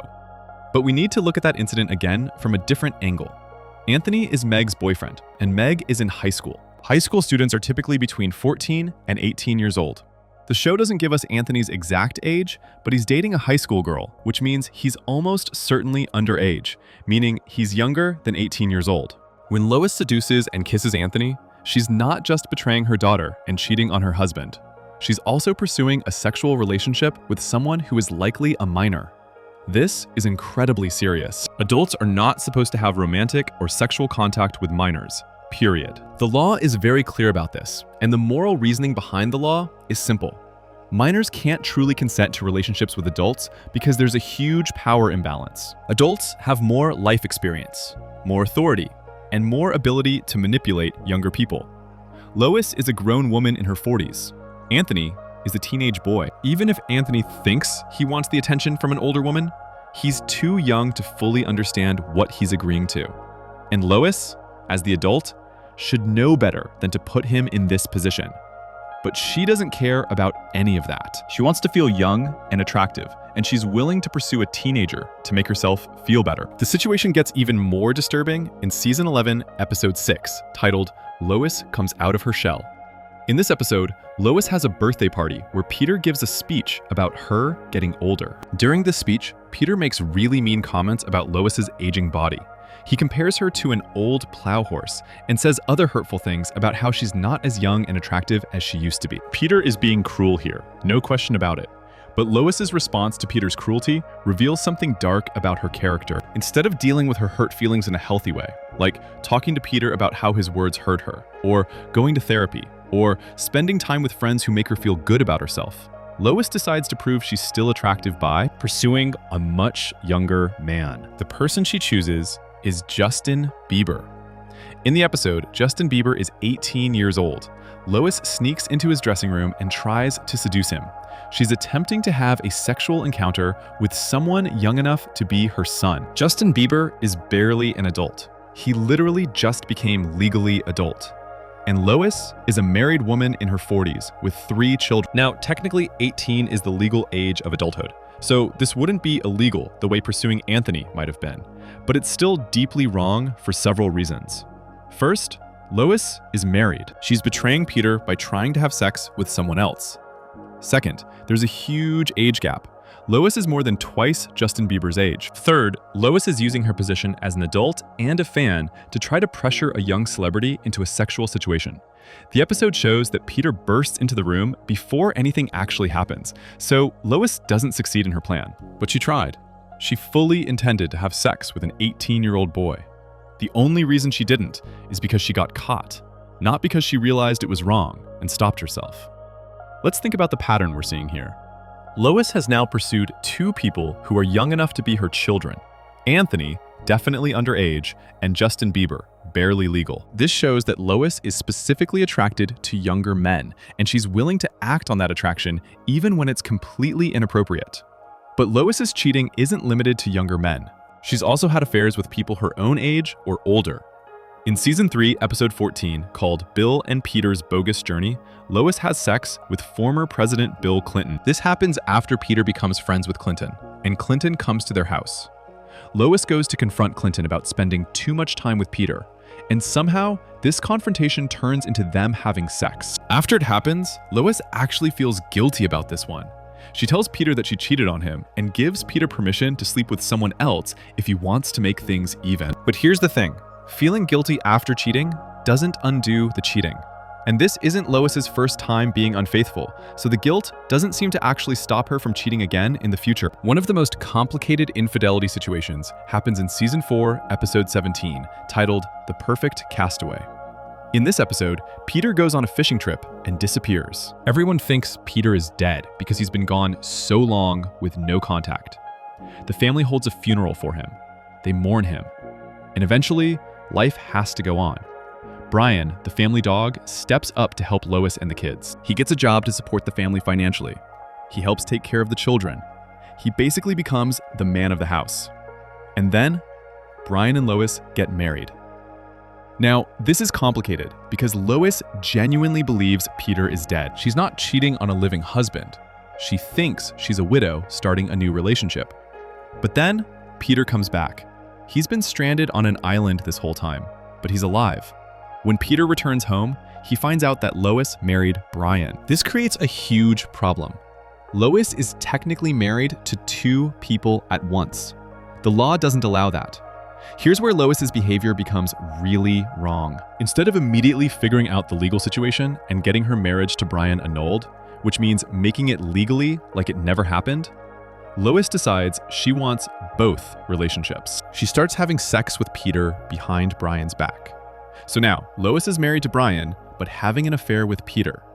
Think about how messed up this is. Brian stepped up and helped Lois's family when they needed it most. He married Lois in good faith, believing she was a widow. He didn't do anything wrong. But Lois betrays him by sneaking around with Peter instead of being honest about the situation. The episode even shows a moment where Stewie, who is just a baby, walks in on Lois and Peter having sex.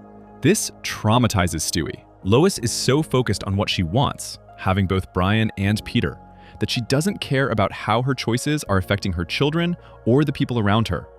Eventually, Brian finds out about the affair. Instead of Lois doing the right thing and ending one relationship cleanly, Brian has to be the mature one. Brian divorces Lois so that she can go back to Peter, even though Lois is the one who betrayed him. Brian does the right thing, while Lois does the selfish thing. And somehow Brian ends up being the one who has to fix the situation. There are other instances of Lois cheating or trying to cheat throughout the series. In Season 17, Episode 12, called The New Adventures of Old Tom, a wealthy stranger comes looking for Lois. He tells her he's rich and whisks her away in a helicopter, leaving Peter behind. The episode ends with Lois leaving with this man, and it's strongly suggested that she has sex with him. In other episodes, Lois has had relationships or sexual encounters with various men from her past. The show reveals that before she married Peter, Lois had relationships with several rock musicians. While those relationships happened before marriage and aren't cheating, they show that Lois has always been attracted to excitement and status, and she's willing to pursue those things even when it means hurting the people who love her. Now let's compare Lois's pattern of infidelity to Peter's behavior. Peter has been attracted to other women during the series. He's said inappropriate things. He's had crushes. But Peter doesn't actually cheat on Lois the way she cheats on him. When Peter has opportunities to be unfaithful, he usually doesn't follow through because he actually loves Lois and values their marriage. There's even an episode where Peter calls a phone number thinking he'll talk to someone about sports, but it turns out to be Lois on the other end pretending to be someone else. Peter doesn't recognize Lois's voice and starts flirting with the woman on the phone.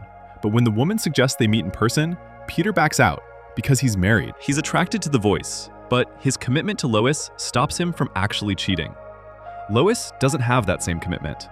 When Lois is attracted to someone, she acts on it. She doesn't stop herself by remembering her marriage vows. She doesn't think about how Peter will feel. She just does what she wants in the moment. The pattern is clear.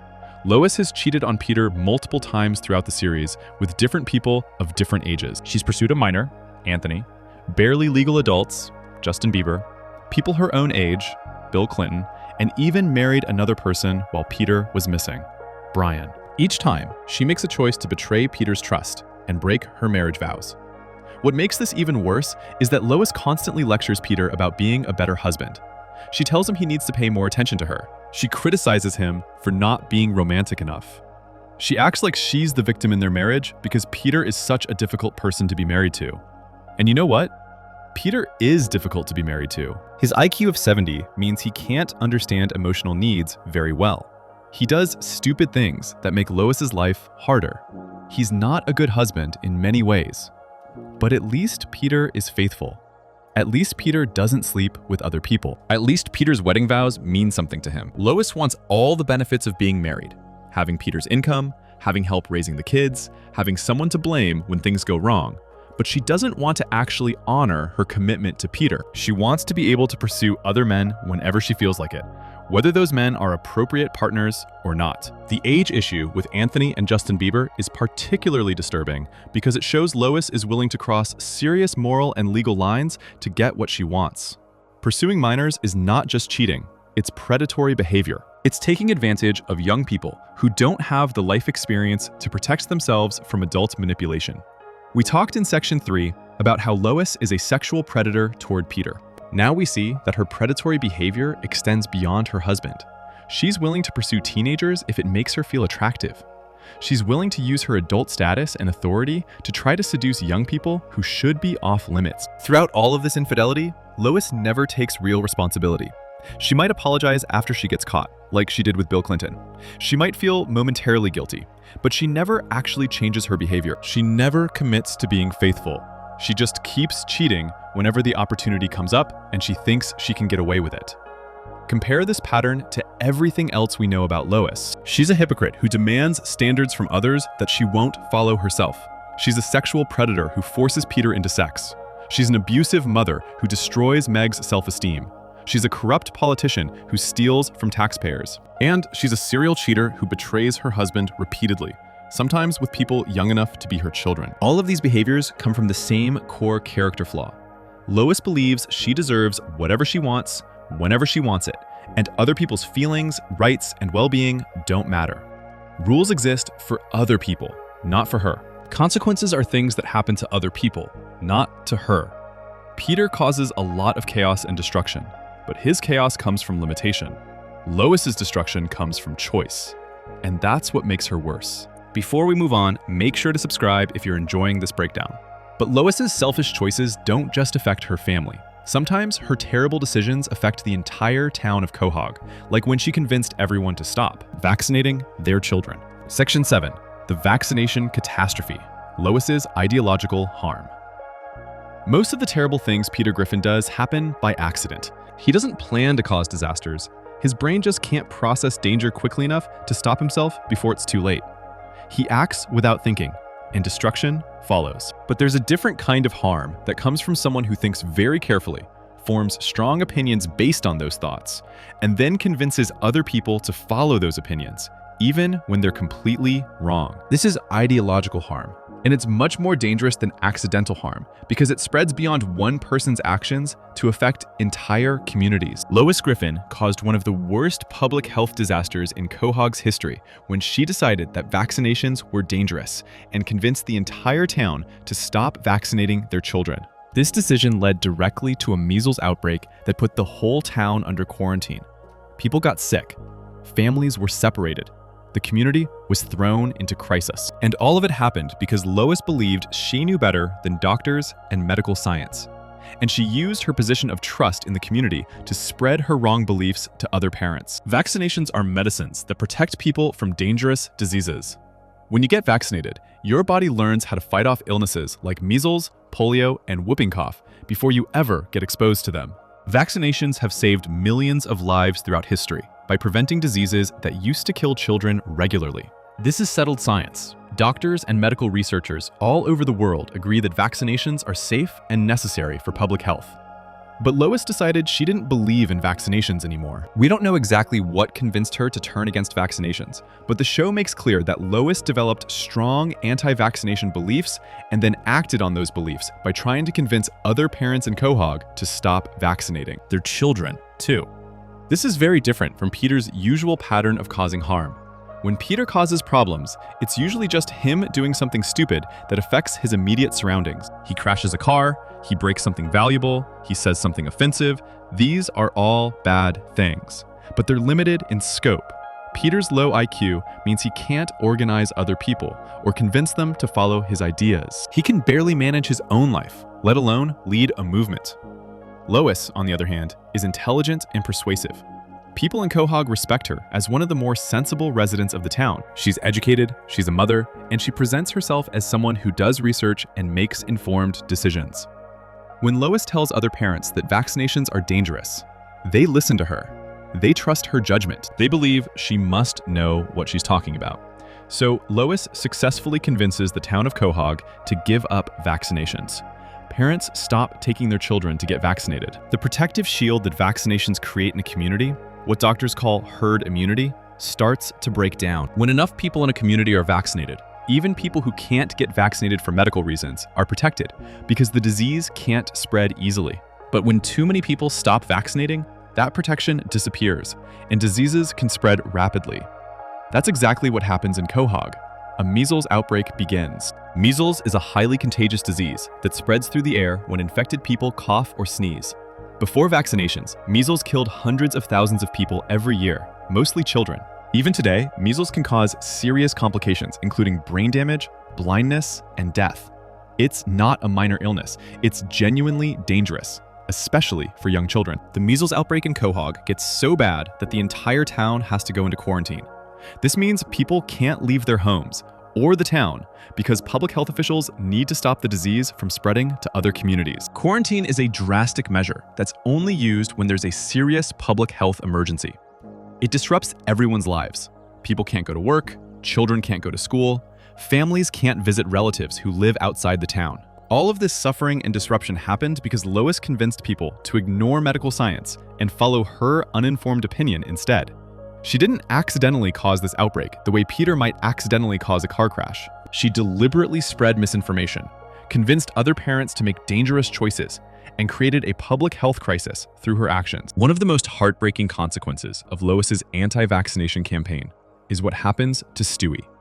Stewie is Lois's youngest child, just a baby. When the measles outbreak hits Quahog and the town goes into quarantine, Stewie is so upset and scared by the situation that he runs away from home. A baby running away is extremely dangerous. Stewie could get hurt, get lost, or be taken by someone with bad intentions. Think about what this means. Lois's decision to reject vaccinations didn't just harm other people's children. It put her own child in danger. Stewie was so distressed by the chaos Lois created that he felt he had to escape from it, even though he's too young to really take care of himself. Lois's ideology mattered more to her than her own son's safety and well-being. Brian, the family dog, is the one who finally calls Lois out for what she's done. Brian tells Lois that her anti-vaccination stance caused all of this harm. He points out that she ignored medical experts, spread false information, and created a public health disaster.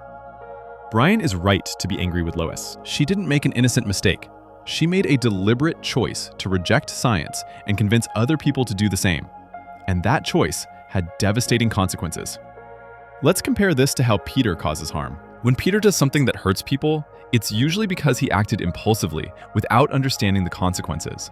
His IQ of 70 means he struggles to think ahead and predict what will happen because of his actions. He sees something, has an immediate reaction, and acts on that reaction before his brain can process why it might be a bad idea.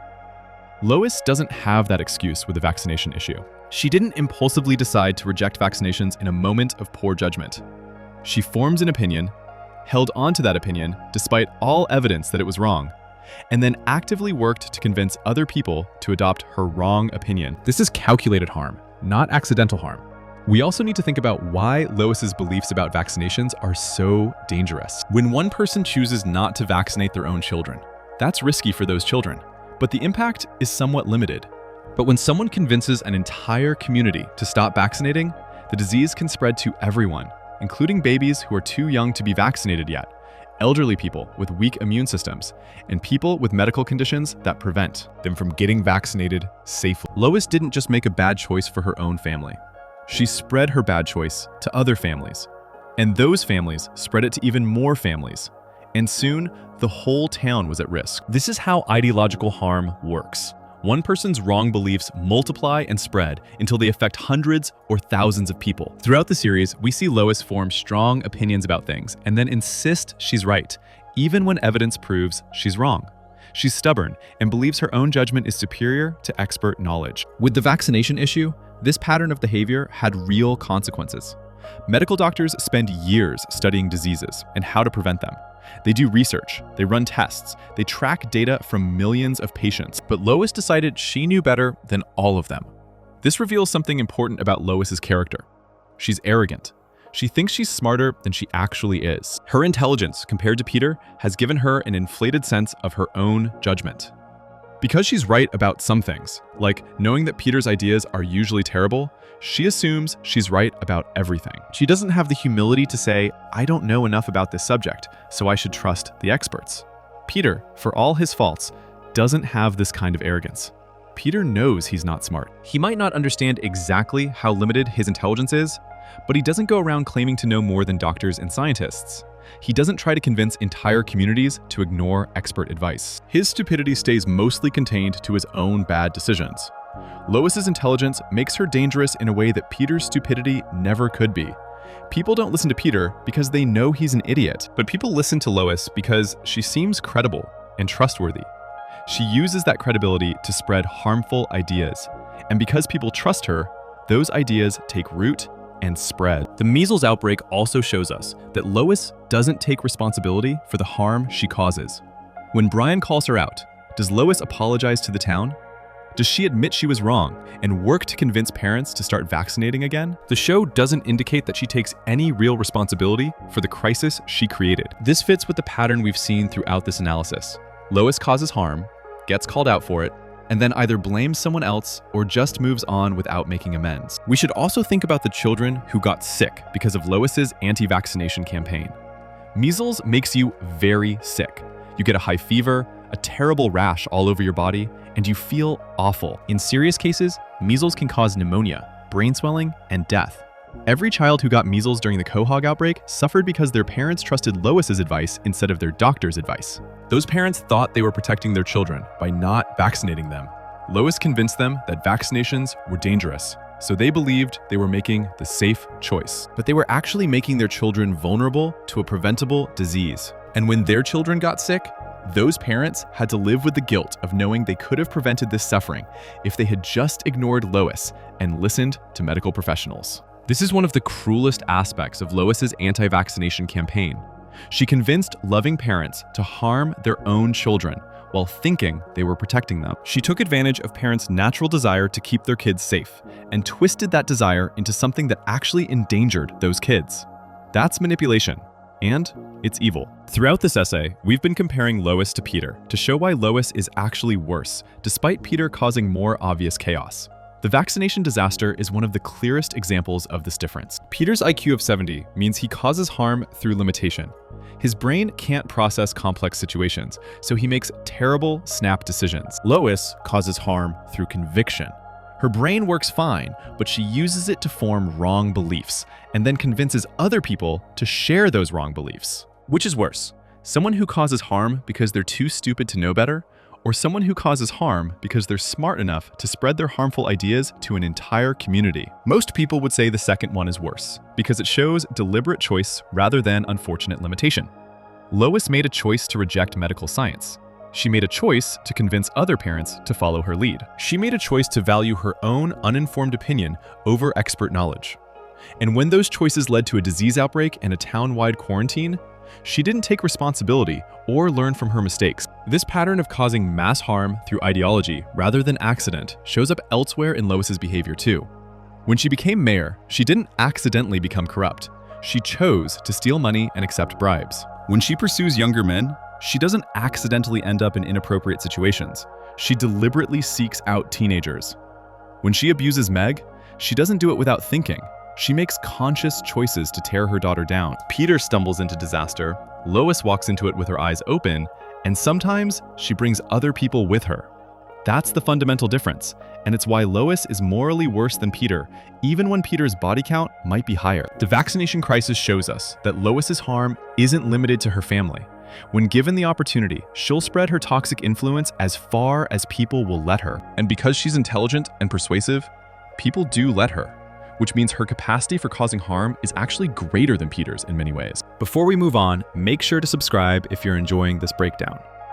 But Lois's pattern of causing deliberate harm doesn't just come through ideology and manipulation. She also has a disturbing tendency towards sudden, violent outbursts when things don't go her way. Section 8. Violence and Control. Lois's domestic abuse. When someone gets angry, there are healthy ways to express that anger and unhealthy ways. Healthy ways include talking about your feelings, taking time to cool down, or removing yourself from the situation until you can handle it calmly. Unhealthy ways include yelling, breaking things, or physically attacking people. When someone regularly responds to frustration or anger by becoming violent toward family members, that's called domestic abuse. It's a serious problem that causes both physical harm and deep emotional damage to the victims. Lois Griffin has a pattern of responding to minor frustrations with extreme violence. When things don't go exactly the way she wants them to, when people don't follow her rules perfectly, or when she feels disrespected in even small ways, Lois becomes physically aggressive. She doesn't just raise her voice or slam a door. She attacks people, traps them in dangerous situations, and uses physical force to punish family members for things that don't deserve any punishment at all. We already discussed in Section 2 how Lois beat up Peter and threw a can at Chris's head in the episode Vestigial Peter because they brought home groceries. But we need to look at that incident again from the perspective of violence and abuse. Peter and Chris didn't do anything wrong. They didn't insult Lois, they didn't break something valuable, they didn't forget an important event. They bought food for the family. Lois's response to this helpful action was to physically assault her husband and her teenage son. She punched and kicked Peter hard enough to hurt him. She threw a heavy can at Chris's head, which could have caused serious injury. This is domestic violence, plain and simple. Lois used physical force against her family members because she was angry that they did something she considered her job. Think about what this tells us about Lois's mindset. She believes she has the right to hurt people when they cross boundaries she set up in her own mind. Peter and Chris had no way of knowing that buying groceries would make Lois this angry. There was no warning, no conversation where Lois said, "Grocery shopping is really important to me. Please let me handle it." They just came home with food and got attacked for it. This is a key feature of domestic abuse. The victim can't predict what will set off the abuser. The rules keep changing, and what's okay one day might trigger violence the next day. This keeps victims walking on eggshells, always afraid of doing something that will make the abuser explode. Peter and Chris learned from this incident that even trying to help Lois can result in getting hurt. One of the most extreme examples of Lois's violent outbursts happens in Season 3, Episode 16, titled "A Very Special Family Guy Freakin' Christmas." In this episode, Lois is trying to create a perfect Christmas for her family.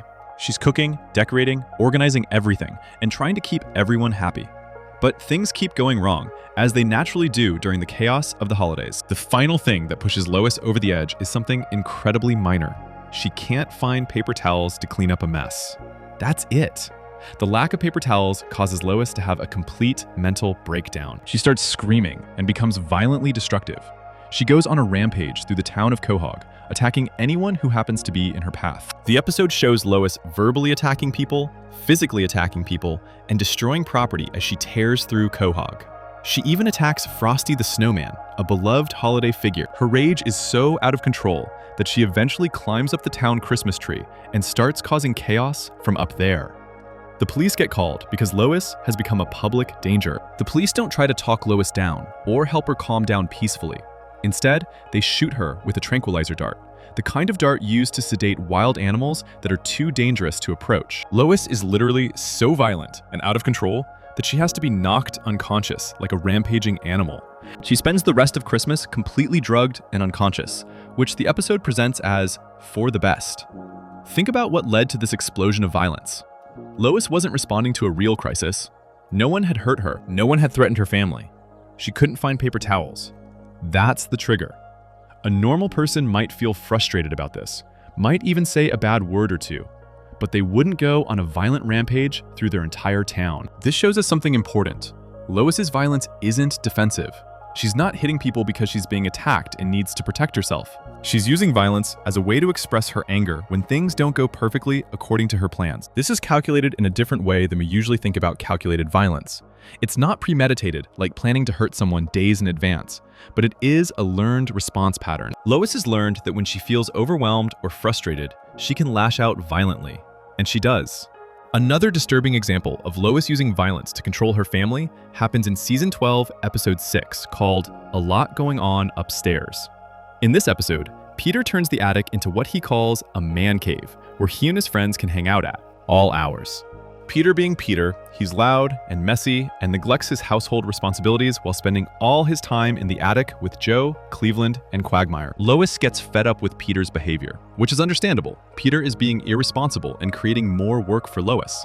But instead of handling this like an adult, by having a serious conversation with Peter, setting boundaries, or even kicking Peter out of the house until he agrees to behave better, Lois does something truly dangerous. Lois takes a power drill and uses it to drill the attic door shut, trapping Peter, Joe, Cleveland, and Quagmire inside. She doesn't just lock the door with a key that she could use to let them out in an emergency. She physically seals the door closed so they can't escape. The episode reveals that the men have ripped out the insulation in the attic, which means they have no protection from temperature changes. They also, apparently, have no food or water stored up there. Lois leaves these 4 men trapped in these conditions. They could freeze or overheat, depending on the weather. They could starve or die of dehydration. Joe uses a wheelchair and has special medical needs because he's paralyzed from the waist down. Trapping him without access to his medical supplies could be life-threatening. But Lois doesn't care about any of that. She's angry, and trapping them is her way of punishing them. The episode shows that Lois only lets them out when her wedding dress is at risk of being damaged, not when the men are suffering, not when she realizes she might have gone too far, only when something she values, her dress, is threatened. This reveals Lois's priorities very clearly. Her possessions matter more than people's safety and well-being. Lois's violence isn't limited to adults who can potentially defend themselves. She also uses physical force against her children, including Stewie, who is just a baby. In Season 5, Episode 9, titled Peter's Two Dads, Stewie goes through a phase where he keeps saying mine about everything and refuses to share. This is completely normal toddler behavior. Young children are learning about ownership and boundaries, and saying mine is a natural part of that development. But during this phase, Stewie makes a mess in his parents' bedroom and destroys a pearl necklace that belongs to Lois. Lois tries to talk to Stewie calmly at first, but when he doesn't listen, she loses her temper and spanks him. She hits her baby on his bottom hard enough that Stewie is shocked and frightened by it. Now, spanking was more socially acceptable when this episode aired than it is today, and many parents used to spank their children as punishment. But even at the time, hitting a baby or toddler, someone Stewie's age, was considered too young. Young children don't understand punishment the way older children do. They just understand that the person who's supposed to protect them is hurting them, which is terrifying. The episode shows the psychological damage Lois's spanking causes. Stewie has nightmares about a muscular version of Lois beating him up. He becomes genuinely afraid of his mother. A baby shouldn't have to be afraid of his own mother, But Lois's choice to use violence as punishment created that fear. Even Lois feels guilty about this afterwards. But feeling guilty doesn't undo the trauma she caused. In another episode from season 15, episode 12, called Mr. Act, Lois becomes a bodybuilder and gets very muscular and strong. Chris, her teenage son, makes a comparison between Lois and the pop star Madonna. This is just Chris making an observation. He's not trying to insult Lois or hurt her feelings. But Lois doesn't like the comparison. So what does Lois do? She uses her new muscular strength to strangle Chris. She puts her hands around her son's throat and chokes him until he agrees to say whatever she wants him to say instead.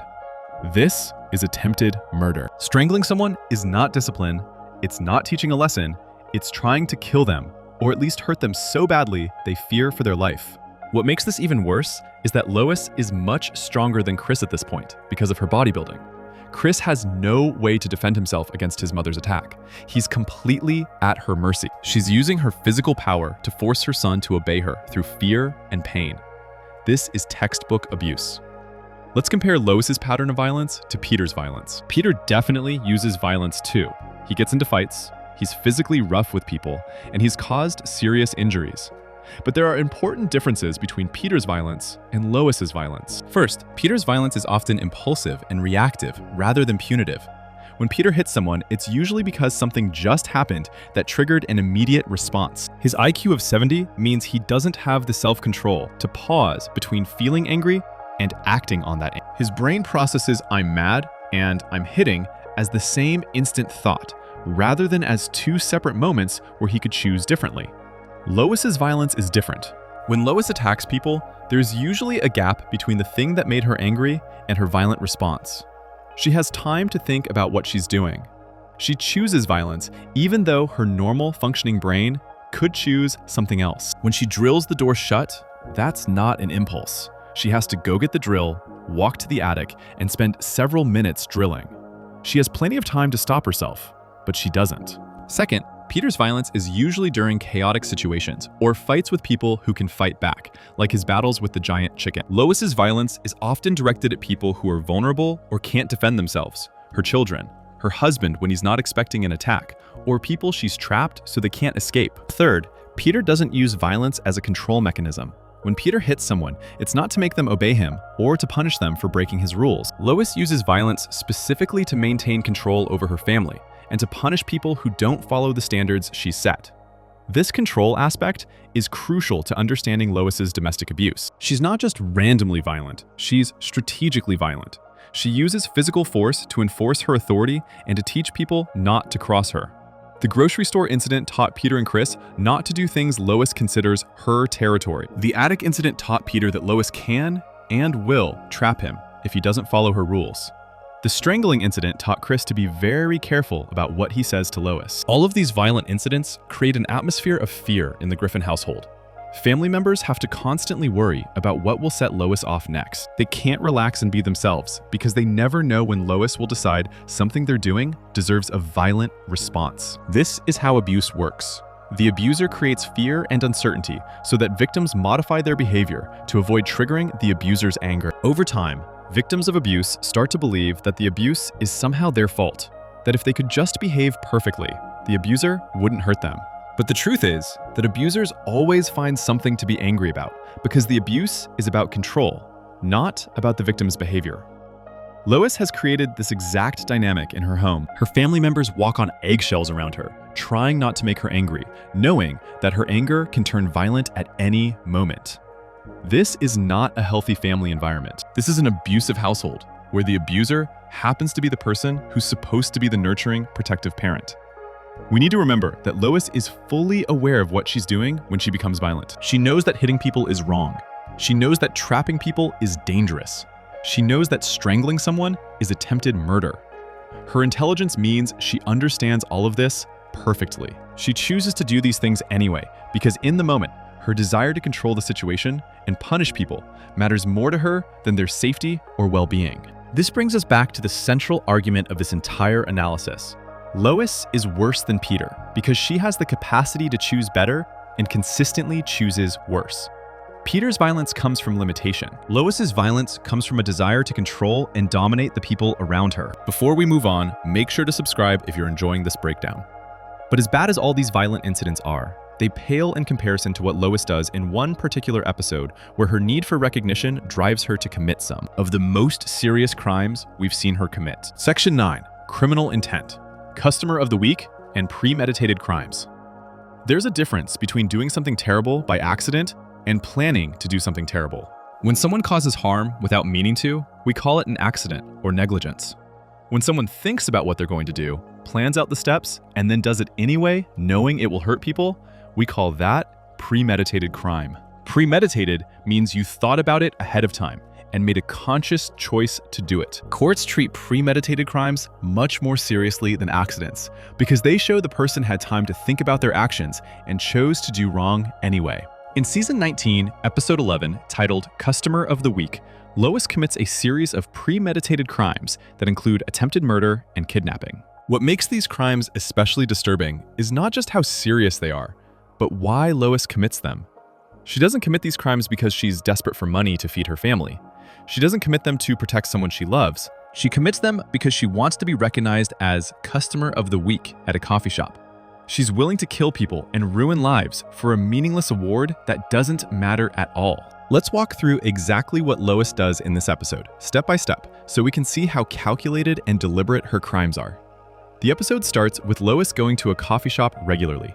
At this coffee shop, they have a program where they name one customer as Customer of the Week and put that person's picture up on the wall. This is a small recognition, the kind of thing that might make you feel good for a few minutes, but doesn't actually change your life in any meaningful way. It's just a picture on a wall at a coffee shop. But Lois becomes obsessed with being named Customer of the Week. She wants this recognition desperately. She believes she deserves it. And when the coffee shop keeps naming other customers instead of her, Lois doesn't just feel disappointed. She decides she needs to do something to make sure she gets chosen. Lois's first attempt to win Customer of the Week is to spend a lot of money at the coffee shop. This makes sense as a strategy. Businesses often reward their biggest spenders.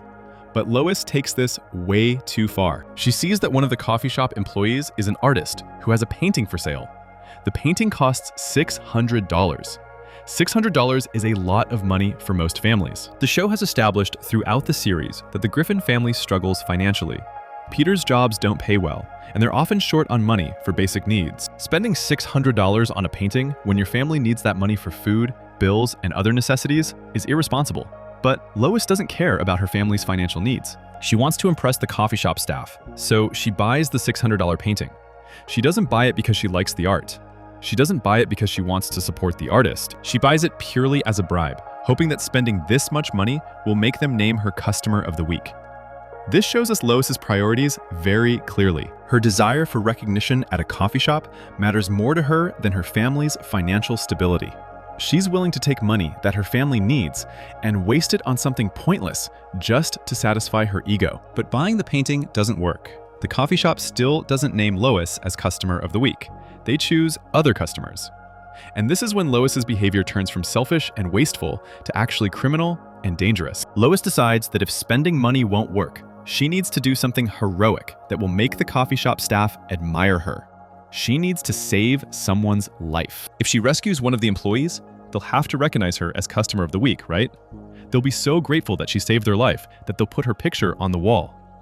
Now, a normal person would never think this way. A normal person would understand that you don't create dangerous situations just so you can rescue people from them.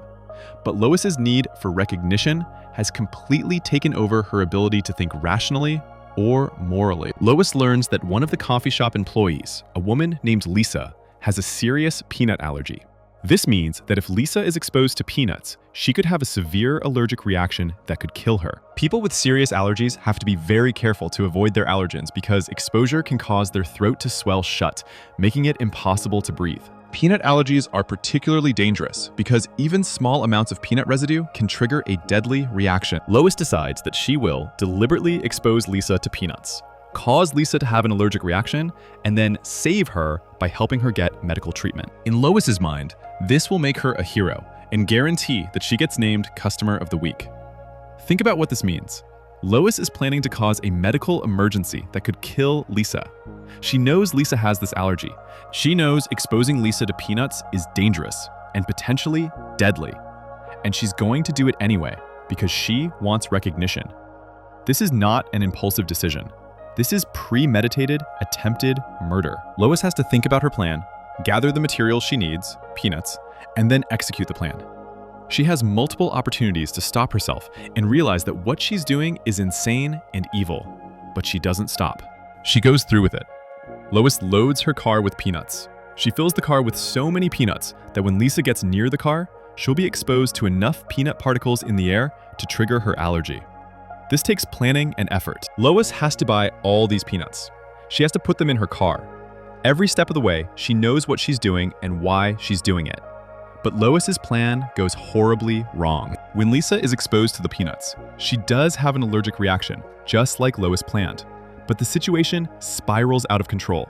There's a car crash and it becomes a fiery wreck.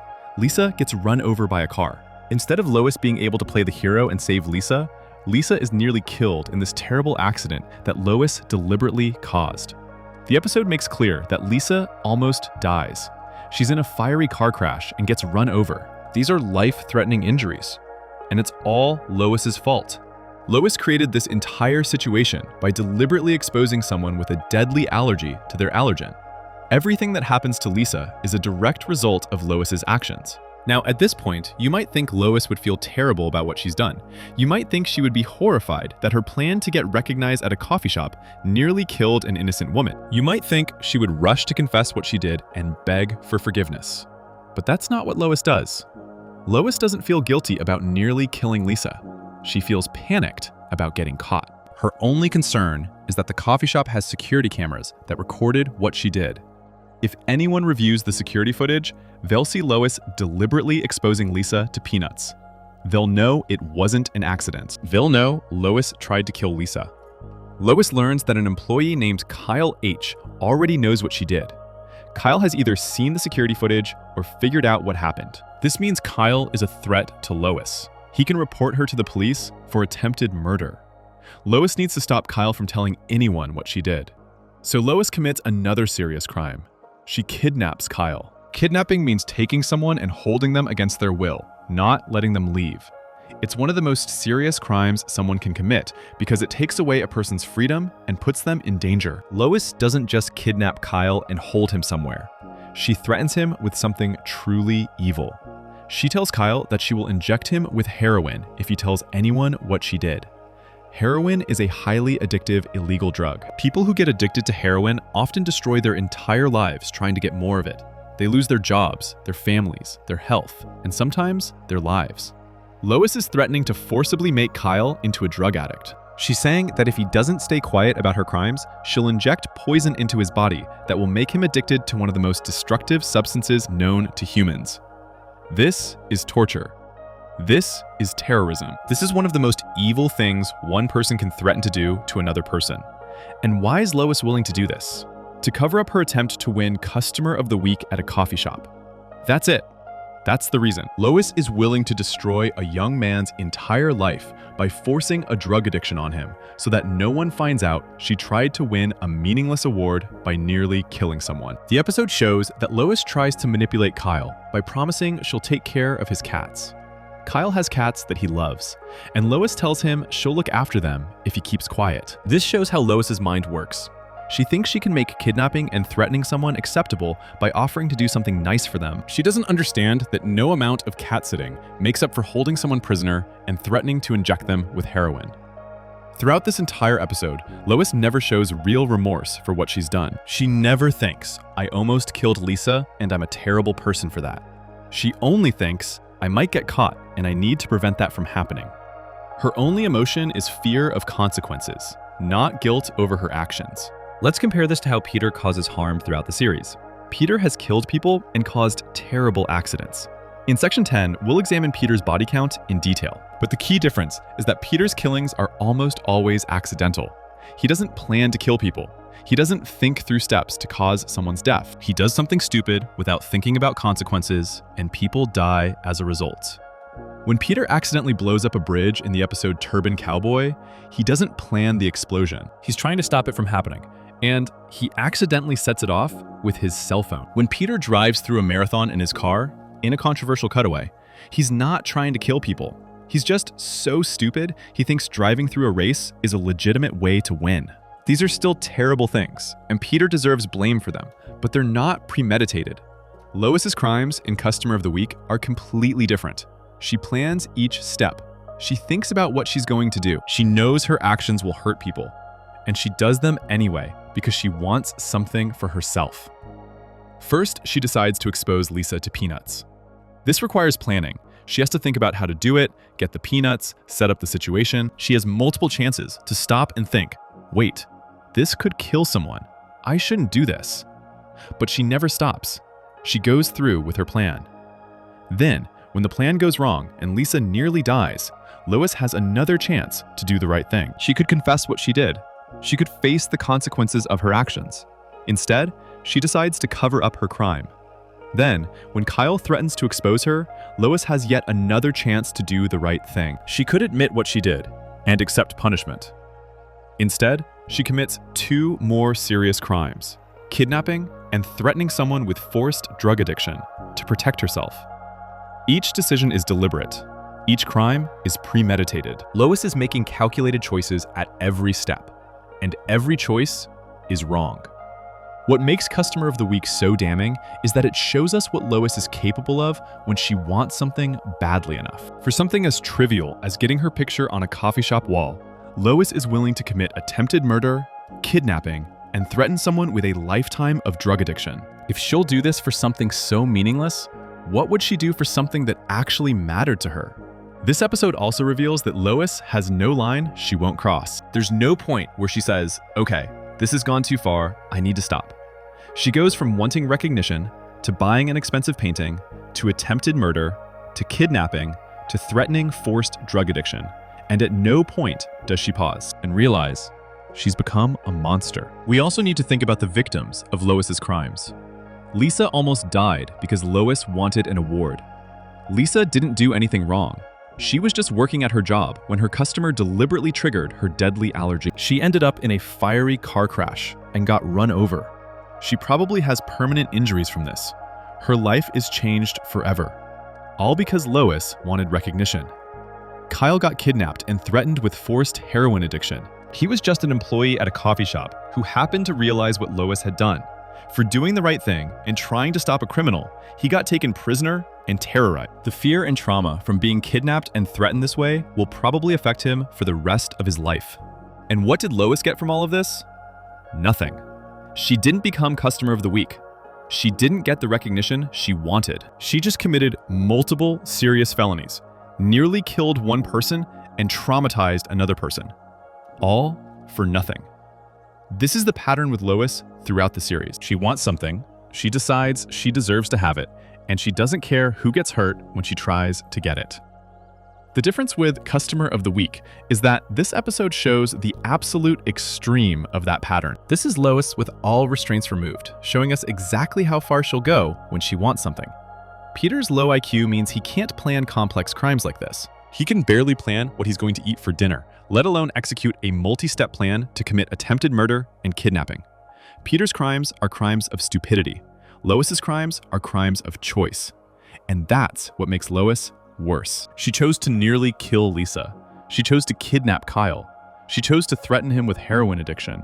Every terrible thing she did in this episode was a conscious, deliberate decision made by someone who fully understood what she was doing. Before we move on, make sure to subscribe if you're enjoying this breakdown. Now that we've seen the worst of Lois's calculated crimes, we need to step back and look at the bigger picture. How do Peter's accidental deaths compare to Lois's deliberate harm? When we count up all the damage each of them has caused. Section 10, the body count. Peter's accidental deaths versus Lois's deliberate acts. When we're trying to figure out whether Peter or Lois is worse, one question that naturally comes up is, who has caused more deaths? On the surface, this seems like it should be easy to answer. Just count up how many people each of them has killed, and whoever has the higher number is worse. But it's not that simple. The number of deaths someone causes is only part of the story. We also need to think about why those deaths happened, whether the person meant to kill anyone, and whether they felt sorry about it afterwards. In Season 12, Episode 18, titled Wild Wild West, the show gives us an actual number for how many people Peter has killed. During this episode, Peter says that, according to Reddit, he's killed 39 people, but he thinks that number seems low. This is played as a joke, with Peter casually acknowledging that he's caused dozens of deaths and thinking there might be even more he's forgotten about. 39 people is a shocking number of deaths. That's more than many serial killers in real life. If we just looked at this number and stopped there, we'd have to conclude that Peter is far worse than Lois, because Peter has killed so many people. But we can't stop there. We have to look at how those deaths happened and what Peter's state of mind was when they occurred. Let's examine some specific examples of Peter causing deaths to understand the pattern. In Season 10, Episode 3, titled Turban Cowboy, Peter accidentally causes one of his deadliest incidents. In this episode, Peter makes friends with a man named Mahmoud, who turns out to be planning a terrorist attack. Mahmoud wants to blow up the Quahog Bridge using a van loaded with explosives. Peter finds out about this plan and works with his friend Joe, who is a police officer, to try to stop. They manage to catch Mahmoud before he can set off the explosives himself. The plan seems to have been stopped. The bridge is safe. But then, Peter accidentally detonates the explosives with his cell phone. Peter doesn't mean to blow up the bridge. He's not trying to cause destruction. His cell phone just happens to trigger the explosives through some technical connection, and the entire bridge explodes. Multiple vehicles on the bridge are destroyed. We don't see exact numbers, but bridges typically have many cars on them, which means Peter likely killed multiple people in this explosion. This is terrible, and Peter deserves blame for it. But notice what happened. Peter was trying to prevent the explosion. He was working with the police to stop a terrorist attack. The explosion happened because Peter didn't understand that his cell phone could trigger the explosives. His IQ of 70 means he can't grasp complex technical things, like how electronic devices might interact with detonators.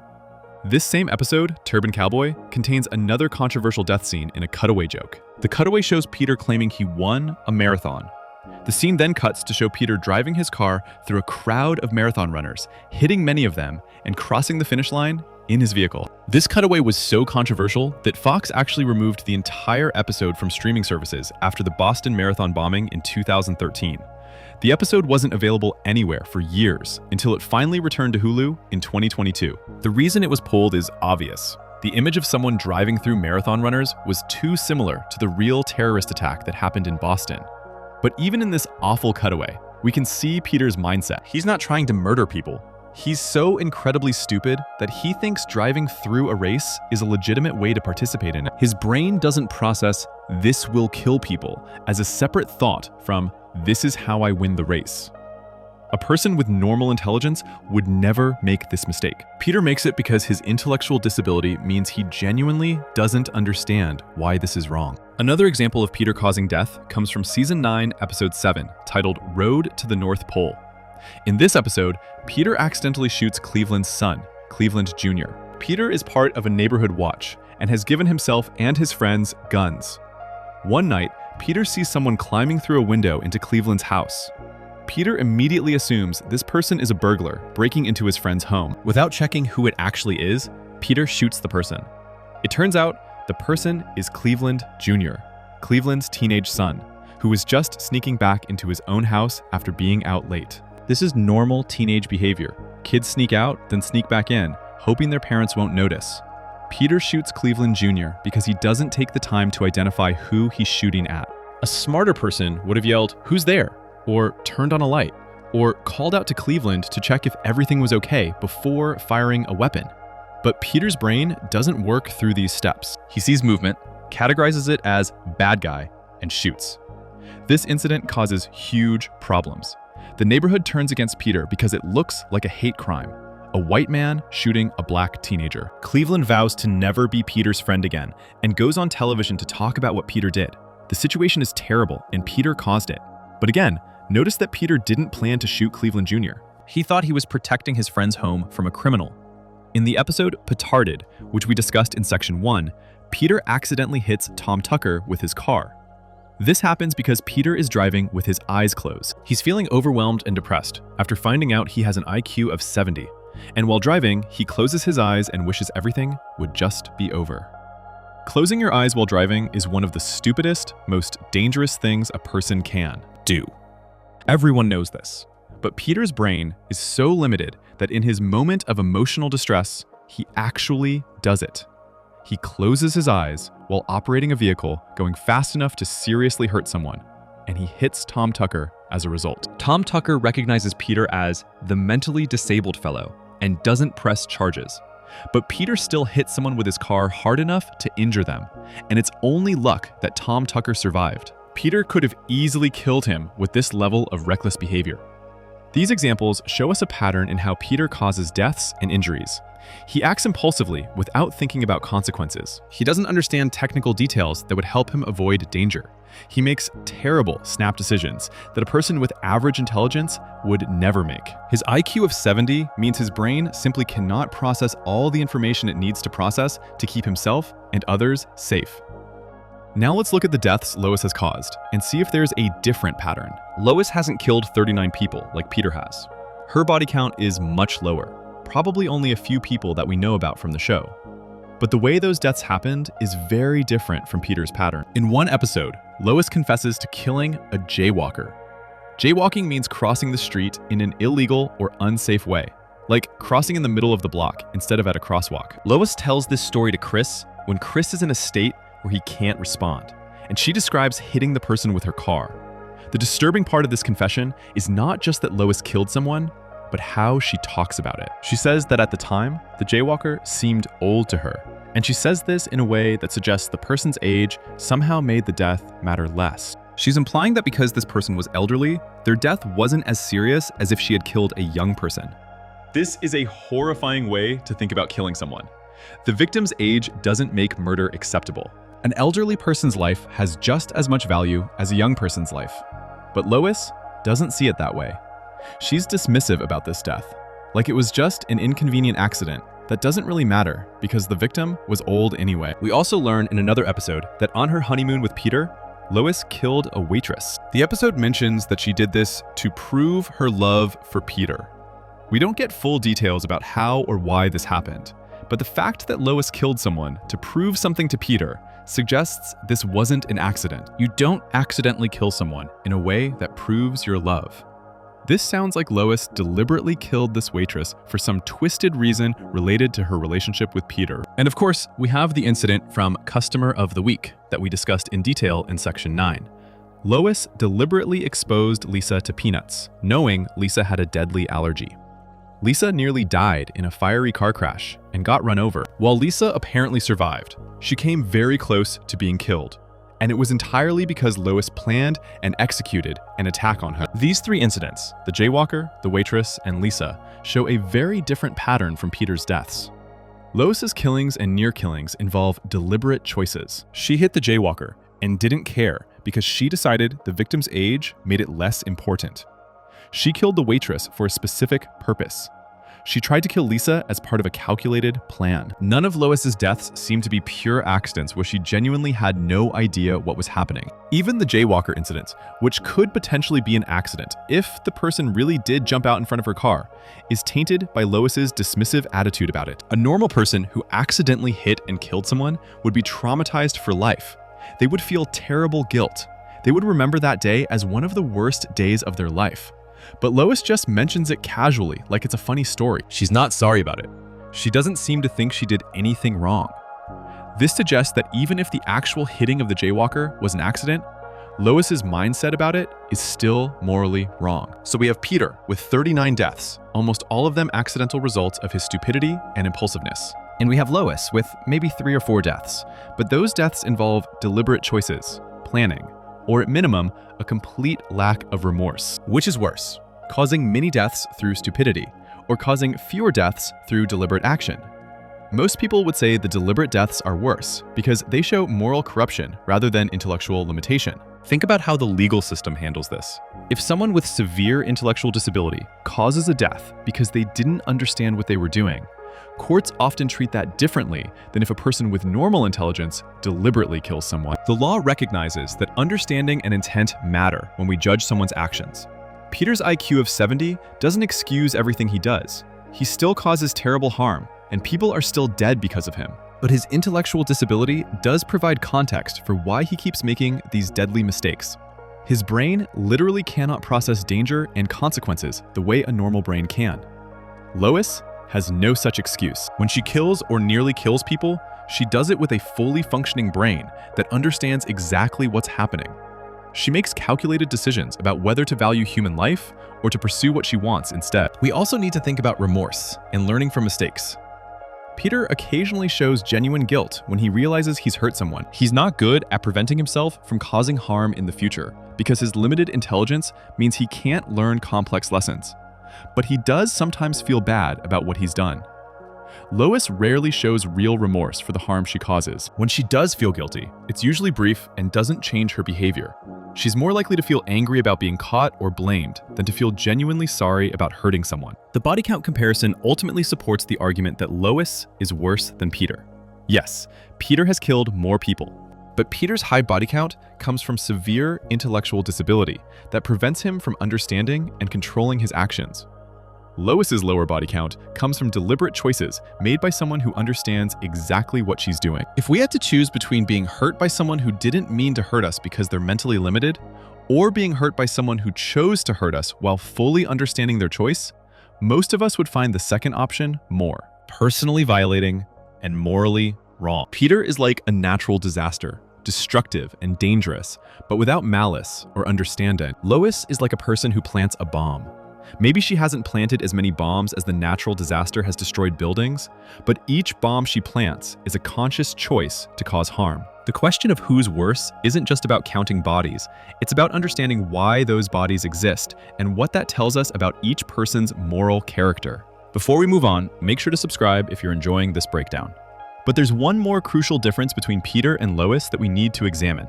When confronted with what they've done wrong, which one of them actually learns from it and tries to do better? Section 11, Remorse and Growth. Who shows more self-awareness? When someone does something wrong, what happens next tells us a lot about their character. Do they feel bad about what they did? Do they apologize sincerely? Do they try to fix the damage they caused? Do they learn from their mistake and avoid doing the same thing again in the future? Or do they blame someone else for their actions, make excuses, and then go right back to doing the same harmful things? The answers to these questions reveal whether someone has genuine remorse, which means truly feeling sorry and wanting to do better, or whether they just feel annoyed about getting caught. Throughout Family Guy, we see both Peter and Lois cause terrible harm to the people around them. We've spent 10 sections documenting their many crimes and failures. But what happens after they cause this harm? Do either of them show the capacity to feel genuinely sorry and change their behavior? Let's examine the evidence. In Section 1, we discussed the episode Petarded, where Peter discovers his IQ is 70. This same episode gives us one of the clearest examples of Peter feeling genuine remorse for something he's done. While Peter is abusing his mental disability diagnosis to get away with bad behavior, he gets a job at a fast food restaurant, even though he's not qualified to work there. While working behind the counter, Peter picks up a container of hot cooking grease. He doesn't understand how dangerous this is.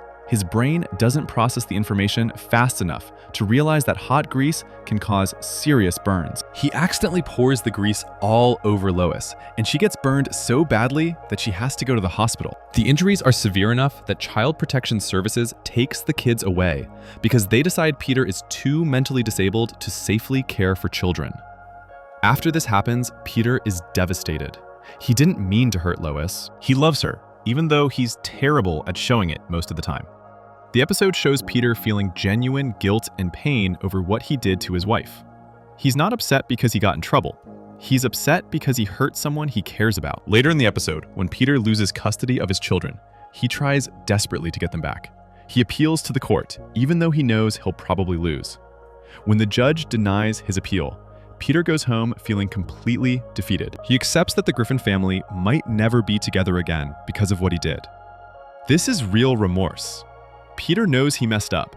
He knows he hurt Lois.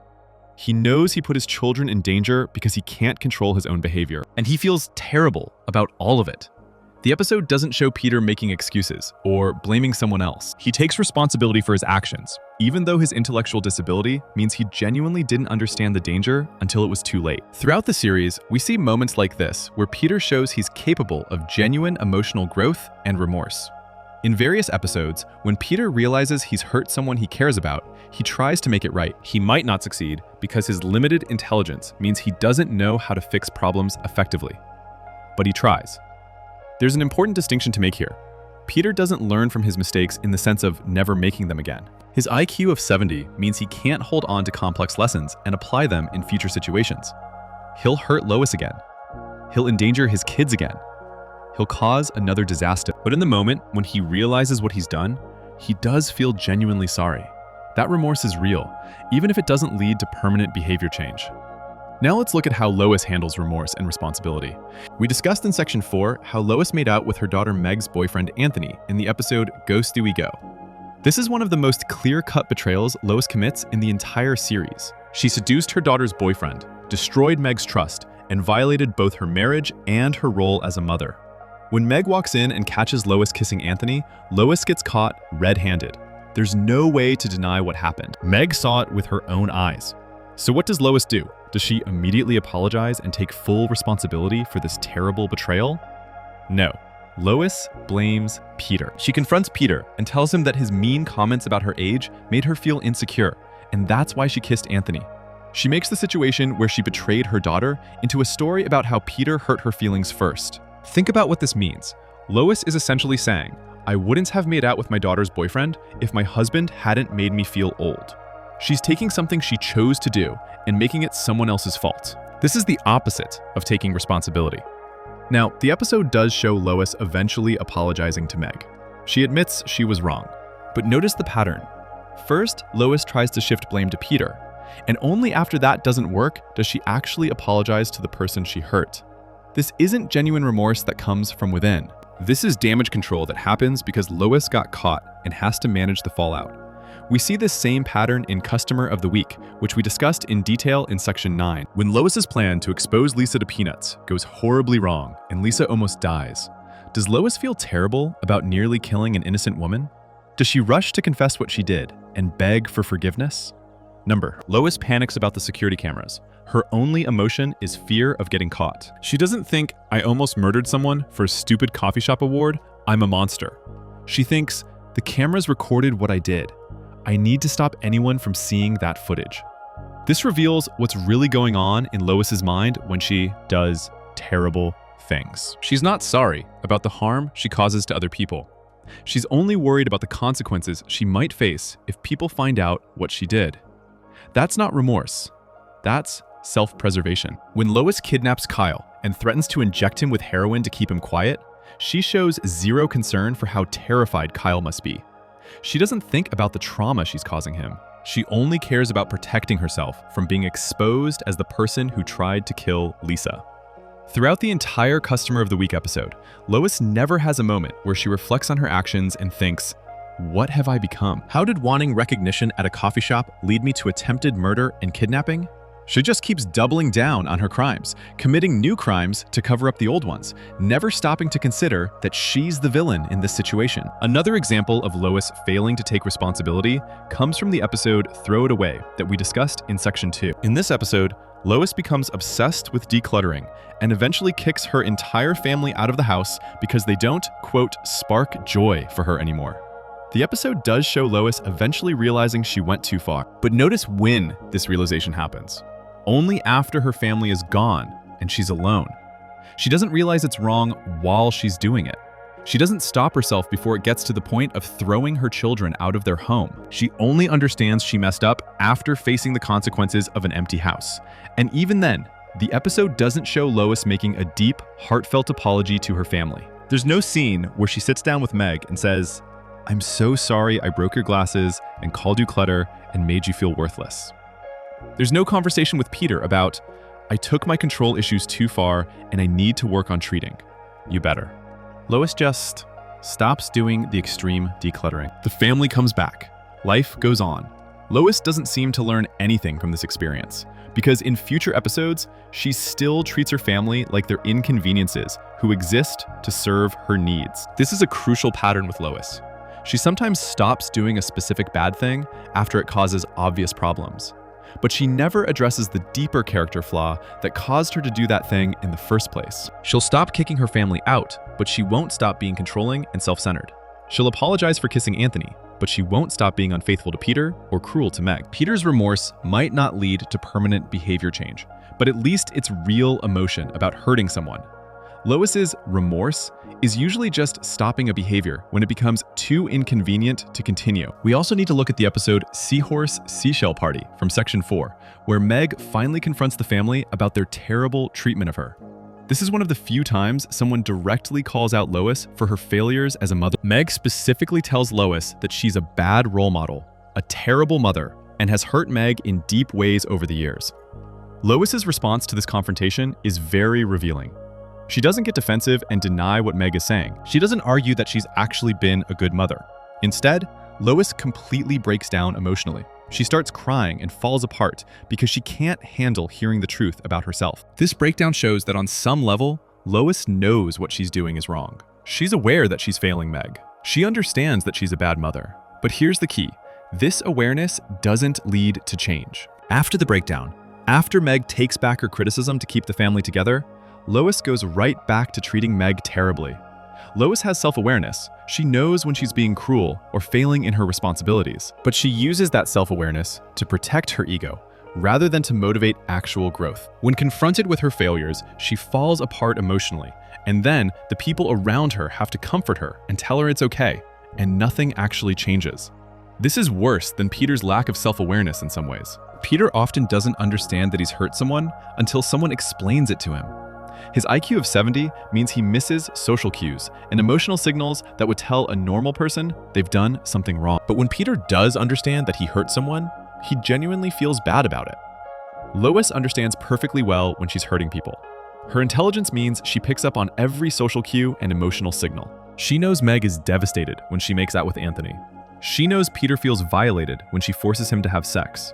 She knows her family feels rejected when she kicks them out of the house. She knows all of this in the moment it's happening, and she does it anyway. Then, when confronted about it, Lois either makes excuses, blames someone else, or has an emotional breakdown that makes other people feel sorry for her instead of holding her accountable. It's a manipulative pattern, whether Lois does it consciously or not. Let's think about what real remorse and growth would look like for Lois. If she genuinely wanted to be a better person, she would stop sexually assaulting Peter and respect his consent. Stop abusing Meg and start treating her with kindness and support. Stop being unfaithful to Peter and honor her marriage vows. Stop using violence against her family when she's angry. Stop being hypocritical and start following the same rules she demands others follow. Seek therapy to address her control issues and selfishness. But Lois does none of these things. She continues every pattern of harmful behavior throughout the entire series. When each new season starts, Lois is still the same controlling, abusive, hypocritical person she was in the previous season. Peter also continues his patterns of harmful behavior. So we might ask, how is this different? The difference is that Peter's patterns continue because his intellectual disability prevents him from learning and changing. His brain physically cannot hold on to complex lessons about how to behave better. Lois's patterns continue because she chooses not to change. Her brain is perfectly capable of learning, growing, and modifying behavior. She has the intelligence and self-awareness to become a better person.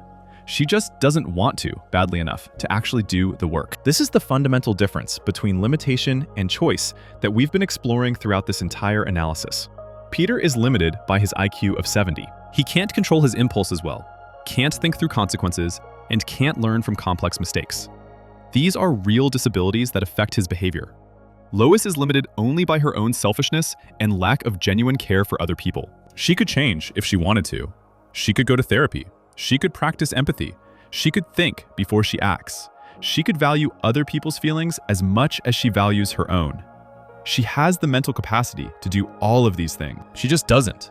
And that choice, the choice to remain terrible when you have the ability to be better, is what makes Lois morally worse than Peter. Throughout the series, we see occasional glimpses of Peter trying to be a better person and failing because his brain can't support the effort. We see no evidence of Lois making any sustained effort to address her deep character flaws. She's comfortable with who she is, even though who she is causes immense harm to the people around her. Before we move on, make sure to subscribe if you're enjoying this breakdown. This brings us to the final question. When we add up everything we've learned about Peter and Lois, their actions, their motivations, their capacity for remorse, and their to choose better, what's the final verdict on who is actually worse? Section 12, the verdict. Intelligence makes intent matter.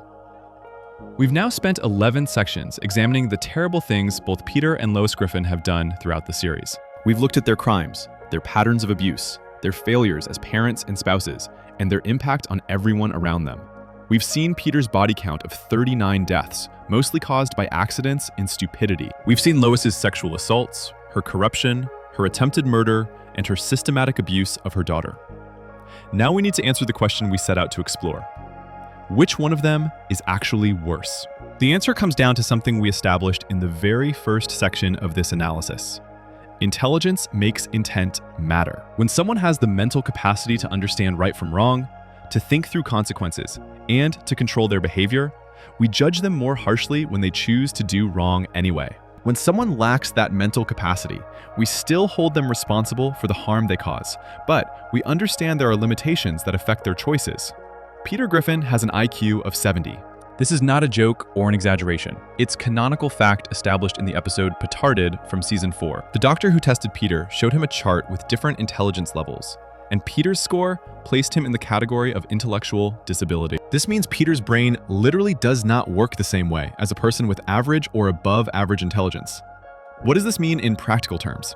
It means Peter cannot think ahead effectively to see what will happen because of his actions. It means he struggles to understand complex social rules and emotional situations. It means his impulse control is severely limited. The gap between feeling an urge and acting on that urge is almost non-existent for Peter. It means he can't learn from complicated mistakes because his brain can't process and store those lessons. When Peter closes his eyes while driving and hits Tom Tucker with his car, his IQ of 70 is directly responsible. A person with normal intelligence would never close their eyes while driving because they would immediately understand that's deadly dangerous. Peter's brain doesn't make that connection fast enough to stop him. When Peter accidentally blows up the Quahog Bridge with his cell phone, his IQ of 70 is directly responsible. A person with normal intelligence would understand that electronic devices might interfere with explosives. Peter's brain can't grasp that technical relationship. When Peter pours hot grease on Lois and nearly kills her, his IQ of 70 is directly responsible. A person with normal intelligence would understand that hot cooking grease causes severe burns. Peter's brain doesn't process the danger until it's too late.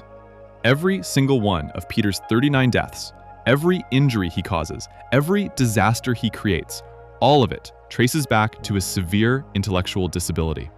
He's not choosing to cause this harm. His brain simply cannot support the kind of thinking and planning that would prevent it. Now let's look at Lois.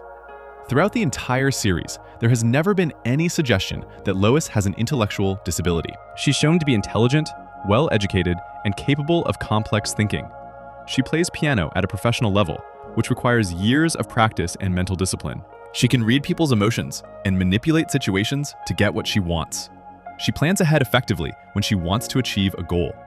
She understands social rules perfectly and knows exactly when she's breaking them. When Lois forces Peter to have sex against his will in Prick Up Your Ears, she knows what consent is. She understands that Peter is saying no. She knows that forcing someone to have sex is wrong. She does it anyway because she wants what she wants. And Peter's right to say no doesn't matter to her as much as her desire does. When Lois makes out with her daughter's boyfriend Anthony in Ghost Do We Go, she knows this will devastate Meg. She understands the betrayal she's committing. She knows a mother shouldn't compete with her daughter for male attention. She does it anyway, because making herself feel attractive matters more to her than Meg's feelings. When Lois deliberately exposes Lisa to peanuts in Customer of the Week, she knows Lisa could die. She understands that people with severe allergies can go into shock and suffocate. She knows what she's planning is attempted murder. She does it anyway because getting recognized as Customer of the Week matters more to her than Lisa's life. When Lois steals taxpayer money and accepts bribes as mayor in It Takes a Village Idiot and I Married One, she knows this is corruption and theft. She understands that the people of Quahog trusted her with their money and their life. She knows she's betraying that trust.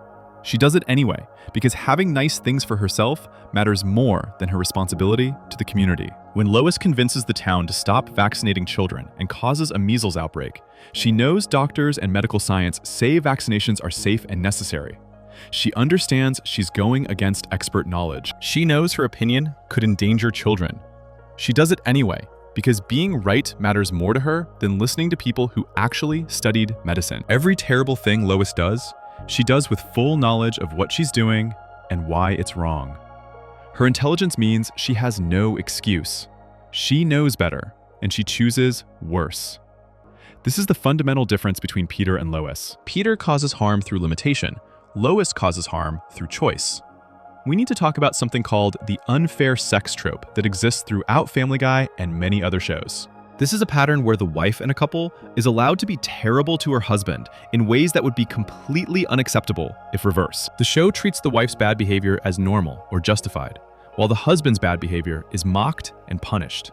Throughout Family Guy, we see this pattern with Lois and Peter. When Peter is stupid and causes problems, everyone tells him he's an idiot and he faces consequences. When Lois sexually assaults Peter, the show plays it as comedy. When Peter says something mean to Lois, she's justified in being angry. When Lois physically attacks Peter for bringing home groceries, it's treated as reasonable frustration. The show gives Lois a pass on behavior that would get Peter condemned if the roles were reversed. Imagine if Peter had forced Lois to have sex multiple times. Imagine if Peter had made out with Meg's boyfriend. Imagine if Peter had strangled Chris for making a comparison to Madonna. These would be treated as serious, horrifying acts. But when Lois does these things, the show acts like they're not that bad, or even plays them for laughs.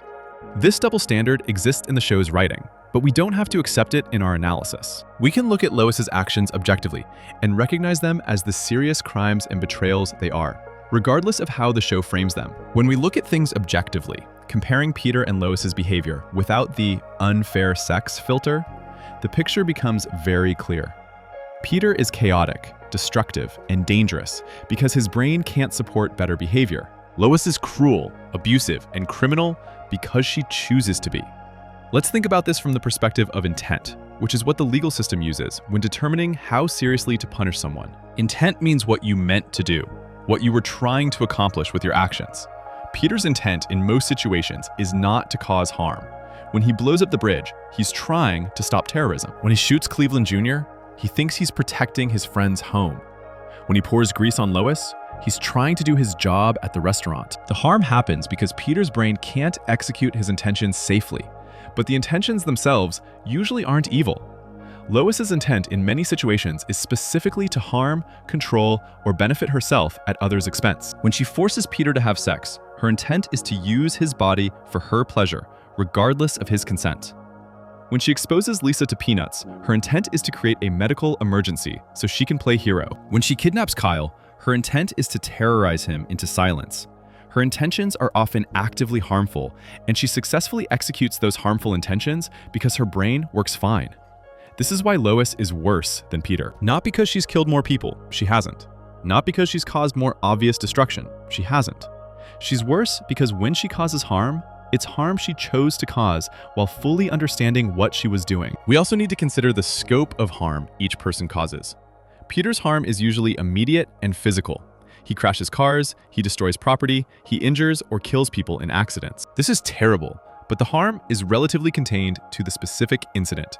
Lois's harm often has longer-lasting psychological and emotional effects. When she abuses Meg, she doesn't just hurt Meg in one moment. She damages Meg's self-esteem and mental health in ways that will affect Meg for her entire life. When she sexually assaults Peter repeatedly, she doesn't just violate him physically.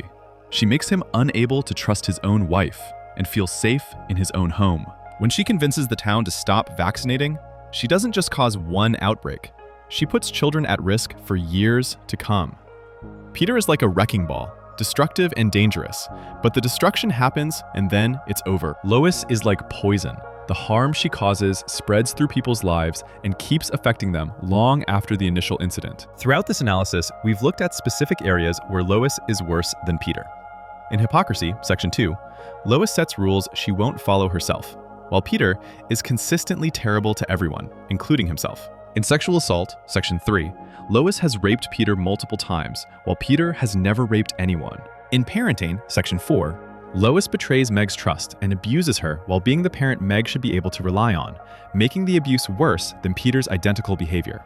In corruption, section 5, Lois immediately steals and accepts bribes when given power, while Peter's mayoral disasters come from incompetence.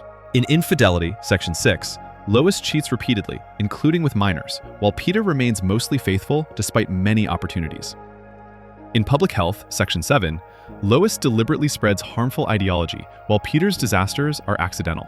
In domestic violence, section 8, Lois uses calculated violence to control, while Peter's violence is impulsive and reactive. In premeditated crime, section 9, Lois commits attempted murder and kidnapping with full planning, while Peter has never planned to hurt anyone. In body count, section 10, Peter has more deaths, but they're accidental, while Lois's fewer deaths involve deliberate choice.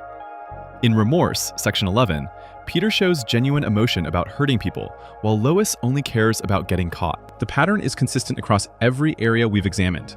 When you add intelligence and awareness to the equation, Lois's behavior becomes morally worse than Peter's, even when the immediate consequences of Peter's actions seem more severe. Some people might argue that Peter should still be considered worse because he's killed more people and caused more obvious destruction. But this argument ignores the role of capacity and choice in moral judgment. We don't judge a toddler who accidentally breaks something the same way we judge an adult who deliberately breaks the same thing, even though the end result, the broken object, is identical. Peter is intellectually disabled. He has the capacity of someone much younger than his physical age. Judging him by the same standard we use for Lois ignores his disability and the real limitations it places on his behavior. Lois is fully capable. She has every tool she needs to be a good person: intelligence, education, social awareness, emotional understanding. She chooses not to use those tools to be better. She chooses to be cruel, abusive, and selfish because those choices benefit her, and she doesn't care enough about other people to choose differently. That's the final verdict. Lois Griffin is worse than Peter Griffin because she has the intelligence to know better and the capacity to do better, but she consistently chooses to do worse. Peter's terrible actions come from a brain that can't support better choices. Lois's terrible actions come from a person who won't make better choices. Being worse isn't about who caused more damage in total. It's about who had the opportunity to make different choices and deliberately chose wrong anyway. It's about who understands the harm they're causing and doesn't care. It's about who uses their intelligence to justify and hide their cruelty, instead of using it to become a better person. Peter Griffin is a tragic figure, a man whose severe intellectual disability makes him dangerous to everyone around him, including himself. He deserves compassion for his limitations, even as he deserves consequences for his actions. Lois Griffin is something more disturbing. A fully aware, intelligent person who commits terrible acts because she believes she deserves to get what she wants regardless of who gets hurt. She deserves condemnation not just for her actions, but for the deliberate choices behind those actions. When we judge people, we have to consider not just what they did, but why they did it, and whether they could have chosen differently. Peter often couldn't choose differently because his brain doesn't work that way. Lois could always choose differently. She just doesn't want to badly enough. That's what makes Lois Griffin worse than Peter Griffin. Intelligence makes intent matter, and Lois's intelligent, intentional cruelty is morally worse than Peter's intellectually disabled chaos. If you enjoyed the video, make sure to subscribe, and I'll see you in the next video.